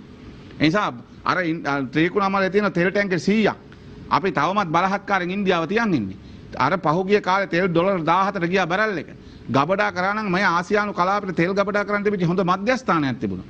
හැබැයි මේ ආණ්ඩු එහෙම කල්පනා කරන්නේ නැහැනේ. ඒවා රටේ සම්පත්. රටේ සම්පත් රට වෙනුවෙන් රටේ අවශ්‍යතාව වෙනුවෙන් රැක ගන්න ආරක්ෂා කරගන්න. හැබැයි මේ ආණ්ඩු දෙකම තරඟට කරේ ජාතික දේපල රාජ්‍ය දේපල පෞද්ගලීකරණය සහ විකිණීම. ඒකේ ඊළඟ පියවර තමයි 20 වෙනි ව්‍යවස්ථා සංශෝධනයේ දිගුව එන්නේ රාජ්‍ය සමාගම් රාජ්‍ය සමාගම් කොටස් වෙළඳපොළට යැවීම සඳහා වෙච්ච ක්‍රියාමාර්ගය ගන්නවා. ඒ සඳහා ප්‍රාග්ධන වෙළඳපොළට යනකොට ආයෝජකයන්ට කියනවා දැන් රජයේ බැංකු රජයේ රායිති තිබුණ බැංකු රාජ්‍ය සමාගම් කොටස් වෙළඳපොළට එනවා. දැන් ඔබට ආයෝජනය කරන්න පුළුවන් කියලා. මේක තමයි ලිබරල් ආර්ථිකයේ තවදුරටත් ශක්තිමත් කිරීම සඳහා වෙච්ච ක්‍රියාමාර්ග වෙනුවෙන් 20 වෙනි සංශෝධනයේ පෙළ ගැහෙද්දී ඒ සඳහා දේශීය ආර්ථිකය හදනවා කියලා අනිත් පැත්තෙන් කරන ක්‍රියාමාර්ග හරහා සිද්ධ වෙන්නේ මොකද්ද? රටේ රස්සා කරන මිනිස්සුන්ගේ රස්සා ටික නැති නිසා මේක එකිනෙකට ගැටෙන ප්‍රතිවිරුද්ධ ප්‍රතිපත්තියකින්. ප්‍රතිවිරුද්ධ ප්‍රතිපත්තින් දෙකක් මේ තියෙන නිසා ප්‍රතිපත්ති පැහැදිලි නැතුව ප්‍රතිවිරුද්ධ ප්‍රතිපත්ති ගැටෙනකොට රටේ ජනතාව එකෙන් පීඩාවටපත් වෙනවා. නිසා ඒ ජනතාවට ආපහු සිද්ධ වෙලා තියෙන්නේ පොල් ගෙඩි අඟලට මැනලා දෙන දේ කාලා වෙන දේ බලන් ඉන්න තත්ත්වයටපත් වෙලා ආණ්ඩුව. අප තුන්වන වටය නිමාවට පත් කරේ සංවාදාත්මක තුන්වන වටය. අප අවසන් වටේටයි ප්‍රශ්න නියමිතව තිබෙන්නේ. ඔබ දන්නවා අවසන් වටේ විනාඩි 2 කාලයක් පමණයි ලැබෙන්නේ එක් සබ්ගේකට. විනාඩි 2 ඇතුළත අතුරු ප්‍රශ්න නැගීම සහ වාදා කිරීම වලින් තොරවයි අප අවසන් වටය ගමන් කිරීමට බලාපොරොත්තු වෙන්නේ. ඊට අප සුළි අවසන් වටේට ප්‍රවේශ වන්නේ අවසන් වටේ ඔබ දන්නවා විනාඩි 2 කාලය බැගින් ලැබෙන්නේ. අප මෙහි එකගතාවය අනුව විපක්ෂයේ සභිකින් දෙදෙනාට විනාඩි 2 බැගින් ලබා දී ජගත් කුමාර මන්ත්‍රීතුමන්ට විනාඩි 4ක් ලබා දීමට බලාපොරොත්තු වෙනවා වැඩසටහන නිමා කිරීමට. ඊට පෙර විශේෂයෙන් අවසන් වටේ ආරම්භ කිරීමට පෙර අප තවත් විශේෂිතයක් මතක් කරන්නට කැමතියි. සුබ උපන්දිනයක් ප්‍රාර්ථනා කරනවා ඔබතුමන්ට. අද දවසේදී උපන්දිනයේ තුමන්ගේ උදා වුණා. සුබ උපන්දිනයක්. ඒ සුබ උපන්දින සුබ පැතුමත් එක්ක අපි වසන්ත සමරසිංහ මහත්මයාට ආරාධනා කරන අවසන් වටේ ආරම්භ කරන්න. විශේෂයෙන් විනාඩි 2ක කාලයක් තියෙන නිසා මේ කෙටියෙන් ඉවර කරන්න ඕනේ. ආණ්ඩුව 20 වෙනි ව්‍යවස්ථා සංශෝධනයෙන් බොහෝ දේවල් වහගෙන ඉන්නවා. ඒ 20 වෙනි ව්‍යවස්ථා සංශෝධනයෙන් වහගෙන ඉන්න බොහෝ දේවල් අතර එක කරුණක් තමයි අභ්‍යාසලාභීන්ගේ ප්‍රසූත නිවාඩුව කප්පාදු කිරීම එකක්. අනිත් පැත්තෙන් ආනයන වෙළඳපළ විවෘත නොකිරීම නිසා ආනයන වෙළඳපළ මත රැකියා කරපු විශේෂයෙන් මෝටර රථ කර්මාන්තේ මෝටර බයිසිකල් 3 wheel ඒ වගේම අපනයන භාණ්ඩ වෙළඳපළට සම්බන්ධ වෙච්ච විශාල පිරිසගේ ලක්ෂ 3කට වැඩි පිරිසක අද රැකියාව දානවල ලක් වෙලා තියෙනවා. කොරෝනාවෙන් සමග ලක්ෂ 4ක පමණ රැකියාව හිමි වුණා.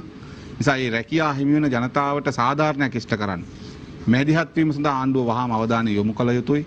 ඒ වගේම මේ 20 වෙනි ව්‍යවස්ථා සංශෝධනය හරහා සිද්ධ වෙන්නේ මේ ලිබරල් ආර්ථිකය තවදුරටත් මේ නිදහස් වෙළඳපොළ ආර්ථිකය තවදුරටත් නිදහස් කිරීම සඳහා අවශ්‍ය කරන නීති සීමා ඉවත් කර ගැනීමට අවශ්‍ය කරන මැදිහත් වීම. විගණන පනත අහෝසි විගණන කොමිසම අහෝසි වීම ප්‍රසම්පාදන කොමිසම අහෝසි වීම කියලා කියන්නේ සරල කාරණා නෙමෙයි. unsolicited tenders එහෙම නැත්නම් තරඟකාරී මිල කැඳවීමකින් තොරව කැමති කෙනාට ටෙන්ඩර් දීම සඳහා වෙච්ච තිබිච්ච ක්‍රමවේදය තවදුරටත් පවත්වාගෙන යාමට අවශ්‍ය කරන වැඩපිළිවෙල මේ හැදෙන්නේ. නිසා විගණනය කෝප් කමිටුවට ගේන්න තිබිච්ච විගණනය රාජ්‍ය සමාගම් රටේ ජනතාවගේ දේපල සම්පත් විගණනය කරන එක නවත්තලා අද ඒක විගණනයෙන් ඉවත් කළ පෞද්ගලික සමාගම් වලට දෙන්න යන නිකන් නෙමෙයි. ප්‍රාග්ධන වෙළඳපොළ ශක්තිමත් කිරීම සඳහා අද ආයෝජකයන්ට ආරාධනා කිරීමට අපේ රටේ රාජ්‍ය සමාගම් පද්ධතිය කොටස් වෙළඳපොළට යාම සඳහා අවශ්‍ය ඉඩ හදා ගැනීම සඳහා. නිසා මේ 20 වෙනි ව්‍යවස්ථා සංශෝධනයට අත උස්සන් ඉන්න සියලු දෙනාට අපි කියනවා. ඔබ මේ රටේ ජනතාව ඔබට ලබා දීපු ඡන්දය වගේම ඒ 20 වෙනි ව්‍යවස්ථා සංශෝධනය පිළිබඳ අවධානයෙන් ඉන්න ජනතාවට අපි කියනවා.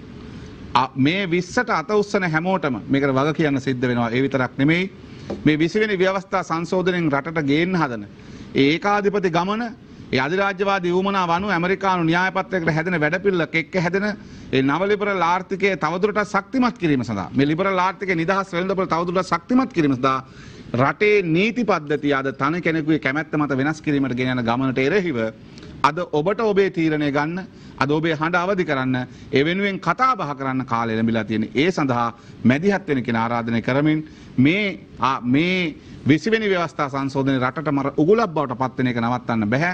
නිසා අද කරනවා කියපු බොහෝ දේවල් පැත්තක තියලා අද අර්ජුන මහේන්ද්‍රන්ලා තවදුරටත් සිංගප්පූරු එදිද්දී අද රටේ ජනතාවට පොරොන්දු වෙච්ච බොහෝ දේවල් පැත්තක තියලා 20 වෙනි සංශෝධන රාමයේ ගෙනියන ගමන නවත්තන්න ජනතාවගේ හඬ අවදි කරන්න වීදියේ සටනට ඔබත් එක් වෙන්න කියන ආරාධනය කරනවා. තුෂාරෙන්ද්‍ර මැතිතුමා අවසන් වටේ අවස්ථාව උතුම්. දැන් අපි මේ 20 වෙනි සංශෝධනයේ දැන් අපි දේශපාලනික දෘෂ්ටි කෝණයෙන් අපි මේක විවේචනය කරනවා. හැබැයි මේ සංශෝධනය ඉදිරිපත් වුණ ගමන් මේ වෙනකොට අධිකරණයට පෙස්සම් 39ක් මේ උඩ ඉදිරිපත් වෙනවා. මේක ඉතිහාසයේ දැවැන්ත විශාල ප්‍රමාණයක් තමයි මේ ඉතිහාසයේ වාර්තා වෙන්නේ. මේක දැන් අපි අපේ දේශපාලන දෘෂ්ටි කෝණයෙන් බලලා විතරක් නෙමෙයි මේ රටේ පුළුල් සමාජ ධාරාවන් තුලින් සාමාන්‍ය සිවිල් පුරවැසියන්ගෙන් සිවිල් ප්‍රජාවගෙන් විවිධ තලවලින් කණ්ඩායම් වලින් තමයි මේ පෙස්සම් බහුතරයක් ඉදිරිපත් වෙලා තියෙන්නේ. මොකද්ද මේ කියන්නේ? අර මම කලින් කියපු දේම තමයි. දැන් ආණ්ඩුක්‍රම ව්‍යවස්ථාවේ 148 වෙනි වගන්තියේ තියෙන්නේ මේ රටේ සමස්ත මූල්‍ය පාලන බලය පාර්ලිමේන්තුවට හිමි වෙන්න ඕන කියන එක. හැබැයි දැන් එහෙම වෙනකොට තමයි මේක තනි අතකට තනි පුද්ගලයෙකුට තනි කණ්ඩායමකට යනකොට තමයි රටක මුදල් පිළිබඳ අවභාවිතාවක් ඇති වෙන්නේ. හැබැයි දැන් ඒ අයිතිය මේ රටේ ජනතාවගෙන් පැහැර ගන්න හදනවා. ජනතාවට දුන්නේ වෙනත් බූතෙක් වෙන්න. ඒ බූතය හරහා තමයි ඡන්ද ටික ගත්තේ. අරගෙන කරන්න යන්නේ තවත් දෙයක්. දැන් එතකොට විගණන නිලධාරීන් සුපරීක්ෂකවරුන් කලින් කලට අපේ පාර්ලිමේන්තුවට කාර්තුවෙන් කාර්තුවට අවුරුද්දෙන් අවුරුද්දට ඒ ගිණුම් වාර්තා ඉදිරිපත් කරනවා. එතකොට රාජ්‍ය ගිණුම් කාරක සභාව පොදු ව්‍යාපාර පිළිබඳ කාරක සභාව මේ වගේ දේවල් වලින් මේවා ඇගැයීමකට ලක් කරනවා. ඉතින් මේ සියලු දේවල් ආය ආපහු සියල්ල අහෝසි කරලා තමන්ට අවශ්‍ය වෙන විදිහට මේ රටේ මුදල් පාලනය කිරීමේ අයිතිය ලබා ගන්නද ජනතාව මේ රජයට තුනෙන් දෙක බලයක් දුන්නේ කියන කාරණය පිළිබඳව මම අපේ රටේ ජනතාවගේ අවධානය නැවත සැරයක් මතු කරන්නට සූදානම්. ස්තුතියි ඔබතුමන්ට ජගත් කුමාර මන්ත්‍රීතුමනි ඔබතුමන්ට අවස්ථාව ලැබෙනවා. අවස්ථාවන් දෙකම එකතු වෙලා. විශේෂයෙන් මේ වෙලාවේ අවසාන වශයෙන් කියනකොට මෙතුමා රට නොමග යවන්න උත්සාහ කරා මේ විගණන කොමිසම නැති නිසා රාජ්‍ය මූල්‍ය ක්‍රියාවලිය තුළ පාර්ලිමේන්තුවේ තියෙන බලය සම්පූර්ණයෙන්ම අවශ්‍ය වෙනවායි කියන කාරණාව කියන්න උත්සාහ කළේ ඒක පට්ටපල් බොරුවක්. විගණන කොමිසම කියන්නේ සාමාන්‍ය විගණනය තුල තිබුණ දෙයක්. ඒක 19 වෙනි සංශෝධනයෙන් ආපු දෙයක්. හැබැයි চিරාත් කාලයක් ඉඳන් මේ රටේ රාජ්‍ය ආයතන මේ සියල්ලම පාර්ලිමේන්තුවේ බලයත් එක්ක විගණනය වෙනම රාජ්‍ය විගණනය තුලින් සිද්ධ වෙනවා. විගණකාධිපතිවරයෙක් ඉන්නවා. ඒක ඉවත් කිරීම කරන්නේ නැහැ. කොමිසම හරහා යම් ඔවුන් කියන විදිහට ස්වාධීනත්වයක් ඇති වෙලා තිබුණා. හැබැයි ඒ කොමිසමේ යම් කොටසක් මේකෙන් ඉවත් වෙලා තියෙනවා. හැබැයි ඒකේ සමස්ත විගණනය කරන කාර්යභාරයේ ඉවත් වීමක් සිද්ධ වෙන්නේ නැහැ. ඒක මම වගකීමෙන් යුතුව කියනවා. ඒ වගේම ඒ සම්බන්ධවත් දැන් අපි කටකාවතක් යනවා යම් යම් කාරණා සම්බන්ධව සංශෝධන ගේන්න. ඒ වගේම මෙතුමාලා දිගින් දිගටම හුව මානහිමිවරු මේ 19 20 ගේන්න අවසර දුන්නාද කියලා. අපි වගකීමෙන් කියන්න ඕන ගෝඨාභය රාජපක්ෂ මැතිතුමා ජනාධිපතිවරණය වෙලාවෙදිත් අපි මහමැතිවරණයේදීත් මේ රටේ ජනතාව විතරක් නෙමෙයි මහානායක හිමිවරු තමයි කිව්වේ මේ 19න් ඇති වෙලා තියෙන ව්‍යවස්ථා අර්බුදේ මේක හදපු ජයන්තපති වික්‍රමරත්න මහත්තයාත් අවසානයේ කියලා ගියේ මේක අපි හිතුවට වඩා පට්ටපල් රට විකෘති කරන අමු වැරදි වැඩක් සිද්ධ වෙලා තියෙන අපි හිතුවේ නැති ආරවුලක් තියෙනවා. ඉතින් මේ ආරවුල ඉවත් කරනවා නම් මේ දැන් 20 තියෙන සියලු කාරණා වලට ඔවුන් එකඟද වෙන කවුරු හරි එකද ආණ්ඩුව විදිහට අපි සියලු දෙනා එකඟද කියනවා වඩා 19 අඩුපාඩු ඉවත් කිරීමේ ඕනකමක් තිබුණා. අපේ මහානා හිමිවරු පවා ඒක කිව්වා. අපි ජනාධිපතිතුමා යනකොට කිව්වේ ඊගාවට වහාම ජනාධිපතිගේ යම් බලතල අරගන්න ජනාධිපති රටේ රූකඩයක් වෙන්න බෑ.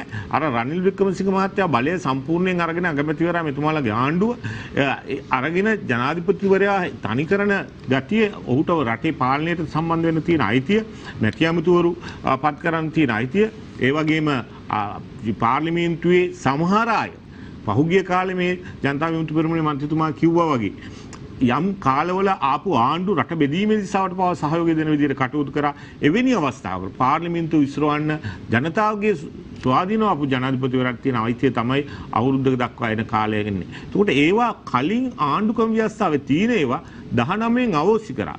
ඒ අවෝසි කරපු දේවල් තමයි. තව කාරණා ගොඩක් තියෙනවා කාලෙ මැදින් නිසා මට කියන්න වෙන්නේ නැහැ. නමුත් එවැනි අවෝසි කරපු දේවල් ටිකක් තමයි මේ අපි මේ අවස්ථාවේ නැවත ඉවත් කරලා ඒවා පරණ තිබුණු තැනට ගේන්න උත්සාහ කරන්නේ. ඒ වගේම ද්විත්ව පුරවැසිභාවය අපි මේකේ අලුතෙන් ඇති කරන්නේ නැහැ. 19ට පෙර ද්විත්ව පුරවැසිභාවයේ තියෙන කෙනෙකුට ඉන්න පුළුවන්කම තිබුණා. ද්විත්ව පුරවැසියෝ ගෙනලා රට අවුල් කරා නම් කරෙත් ඒ යහපාලන එක්සත් ජාතික පක්ෂයේ කණ්ඩායම. එතකොට ඒ தත්ත්වය ඉවත් කිරීම තමයි අපි සම්පූර්ණයෙන් අර ඉවත් කිරීම තුල 19 ඉවත් කරනකොට ඇති වෙලා තියෙන්නේ. ඉතින් ඒ නිසා අපි පැහැදිලිවම කියන්න ඕන රටේ ජනතාවට වග කියන ආණ්ඩුවක් විදියට සමහර කාරණා සම්බන්ධව ආණ්ඩුව ඇතුලේ යම් මතවාද තියෙනවා. ඒවා සාකච්ඡා කරලා අපි විපක්ෂීය කාරණා වලටත් අහුම්කම් දීලා මේ තියෙන තත්ත්වයන් වෙනස් කිරීම කරලා වඩා හොඳ තැනකට ගෙනියනවා. ඒ වගේම මම කලින් කිව්වා වගේම අලුත් ආණ්ඩුක්‍රම ව්‍යවස්ථාවක් හඳුන්වලා දීලා අවුරුදු එකමාරක් ඇතුළත අපි මේ රටේ ජනතාවට වග කියන රටේ ආර්ථික ශක්තිමත් වෙන ඒ වගේම රටේ ජනතා අපේක්ෂා ඉෂ්ට වෙන ආණ්ඩුක්‍රම ව්‍යවස්ථාවක් ක්‍රියාත්මක කරන්න බලාපොරොත්තු වෙනවා.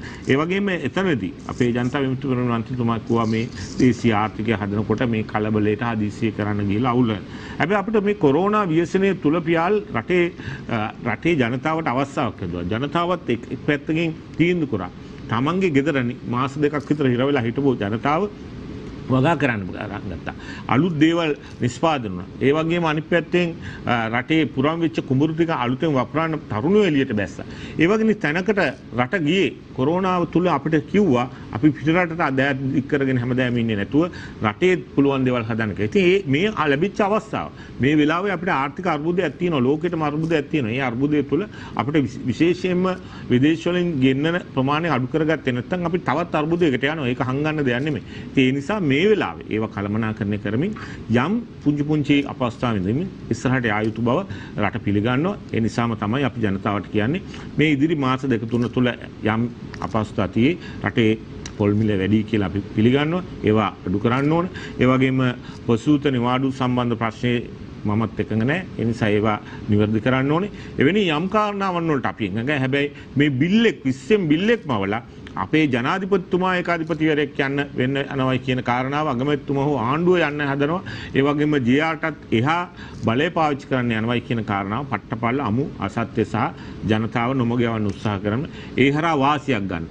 අර ගිලිලා අවසන් උස්ම හෙළමින් හිටපු යහපාලනයේ උදවිය අද විපක්ෂය ඔක්සිජන් ටිකක් ගන්න හදනවා 20න්. හැබැයි ඒ සිහිනය බලාපොරොත්තු වෙන ආකාරයට රටේ ජනතාව ඉෂ්ට කරන්නේ නැහැ කියන කාරණාවක් අපි විශේෂයෙන් මතක් කරන්න ඕනේ. ඒ වගේම අවසාන වශයෙන් මේ රටේ ජනතාවට අපි එදා දුන්න පොරොන්දු ප්‍රමාණය යම් ප්‍රමාණයක් ඉෂ්ට කරමින් ඉන්න නිසා ලබන නොවැම්බර් මාසයේ අපි අයවැයක් ගේනවා. ඒ අයවැය හරහා රටේ අපේක්ෂාවන් මල්පල ගැන්වෙන විදිහට සංවර්ධනය වැඩි වෙන විදිහට දේශීය කර්මාන්ත හැදෙන විදිහට රටේ අධ්‍යාපනය වඩා ශක්තිමත් වෙලා දරුවන්ගේ අනාගතය හොඳ තැනකට යන විදිහට අයවැය ඉදිරිපත් කරනවා. ඒ ඉදිරිපත් කිරීම තුළ ජනවාරි ඉඳන් අර මුදල් ලැබිලා අපි වඩා හොඳ අනාගතයකට මේ රට ගෙනියන්න කටයුතු කරනවා. ඒ නිසා අපි ජනතාවට කියනවා ඔබ විශ්වාසය තැබූ ඒ ජනාධිපතිතුමා අගමැතිතුමා එක්ක අපේ ආණ්ඩුව මේ රට හදන වැඩ පිළිවෙලේ ඉන්නවා. ඒ නිසා මේ අසත්‍ය ප්‍රකාශයන් වල පහුගිය කාලෙම අවුරුදු 5ක් තිස්සේ රටත් ඔබ අන්දලා ඔබ අමාරුවේ දාපු ඒ යහපාලනයයි අද දෙකට බෙදිලා දැන් වෙනත් පක්ෂයක් කියලා කිව්වා වුණත් ඒ සියලු දෙනා තමයි මේ නායකත්වය ගත්තේ. නියෝජ්‍ය නායකවරු විදිහට හිටියේ. ඒ අය මහ බැංකු මංකොල්ල කෑමේදී මීක් කියලා හඬක් නැගුවේ නෑ. ඒවලට විරුද්ධ වුණේ නෑ. සහරාංග පහරවලදී විරුද්ධ වෙලා කටයුතු කරේ නෑ. එවැනි තත්ත්වයක් තුළ අද මේ රටේ ජනතාවට පේනවා මේ ඒ සියල්ලටම යුක්තිය සාධාරණ ඉෂ්ට කරන්න තමයි මේ ආණ්ඩුව කටයුතු කරන්නේ. ඒ විශ්වාසය තියාගෙන ඒ වෙනුවෙන් අපි අපකව වෙලා වැඩ කරනවා. ඒ වගේම ආයතනයටත් බොහොම ස්තුතියි මේ අවස්ථාව ලබා දීම සම්බන්ධයෙන්. අද දවසේදී අප සුලිය වැඩසටහන තුළ සංවාදයට බඳුන් කළේ රට අද සහ හෙට කියන මාතෘකාව. එම සංවාදය සඳහා එක් වුණු ශ්‍රී ලංකා පොදුජන පෙරමුණ නියෝජනය කරන කොළඹ දිස්ත්‍රික් පාර්ලිමේන්තු මන්ත්‍රී ජගත් කුමාර මැතිතුමන්ට ඒ වගේම සමගි ජන බලවේගය නියෝජනය කරමින් කුරුණෑගල දිස්ත්‍රික් පාර්ලිමේන්තු මන්ත්‍රී ශාන්ති බින්දුමන් සහභාගී වුණා. එතුමන්ටත් අපි ප්‍රාර්ථනා කරනවා. එතුමන්ට ස්තුතිවන්ත වෙනවා. ඒ වගේම ජාතික ජන බලවේගය නියෝජනය කරමින් හිටපු පාර්ලිමේන්තු මන්ත්‍රී වසන්ත සමරසිංහ මැතිතුමන් සහභාගී වුණා. ඔබ තිදෙනාටම අප ස්තුතිවන්ත වෙනවා අද දවසේදී සුලිය වැඩසටහන් සමගින් එක්වීම පිළිබඳව. කැළඹුණු දේශපාලනයේ කතාව සුලියෙන් අද දවසේ සමුගන්නේ ලබන වදාදාත් රාත්‍රියේ මුණ ගැහෙන බලාපොරොත්තුවත් එක්ක.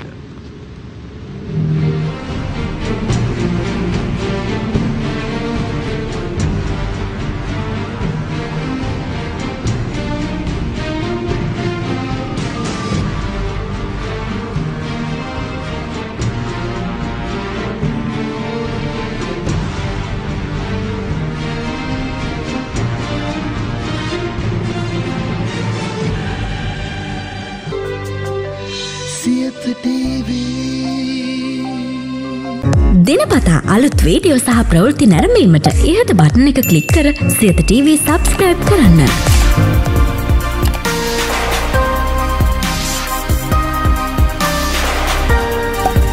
අලුත් වීඩියෝ ගැන මුලින්ම දැනගන්න මෙම සීනුව ක්ලික් කරන්න.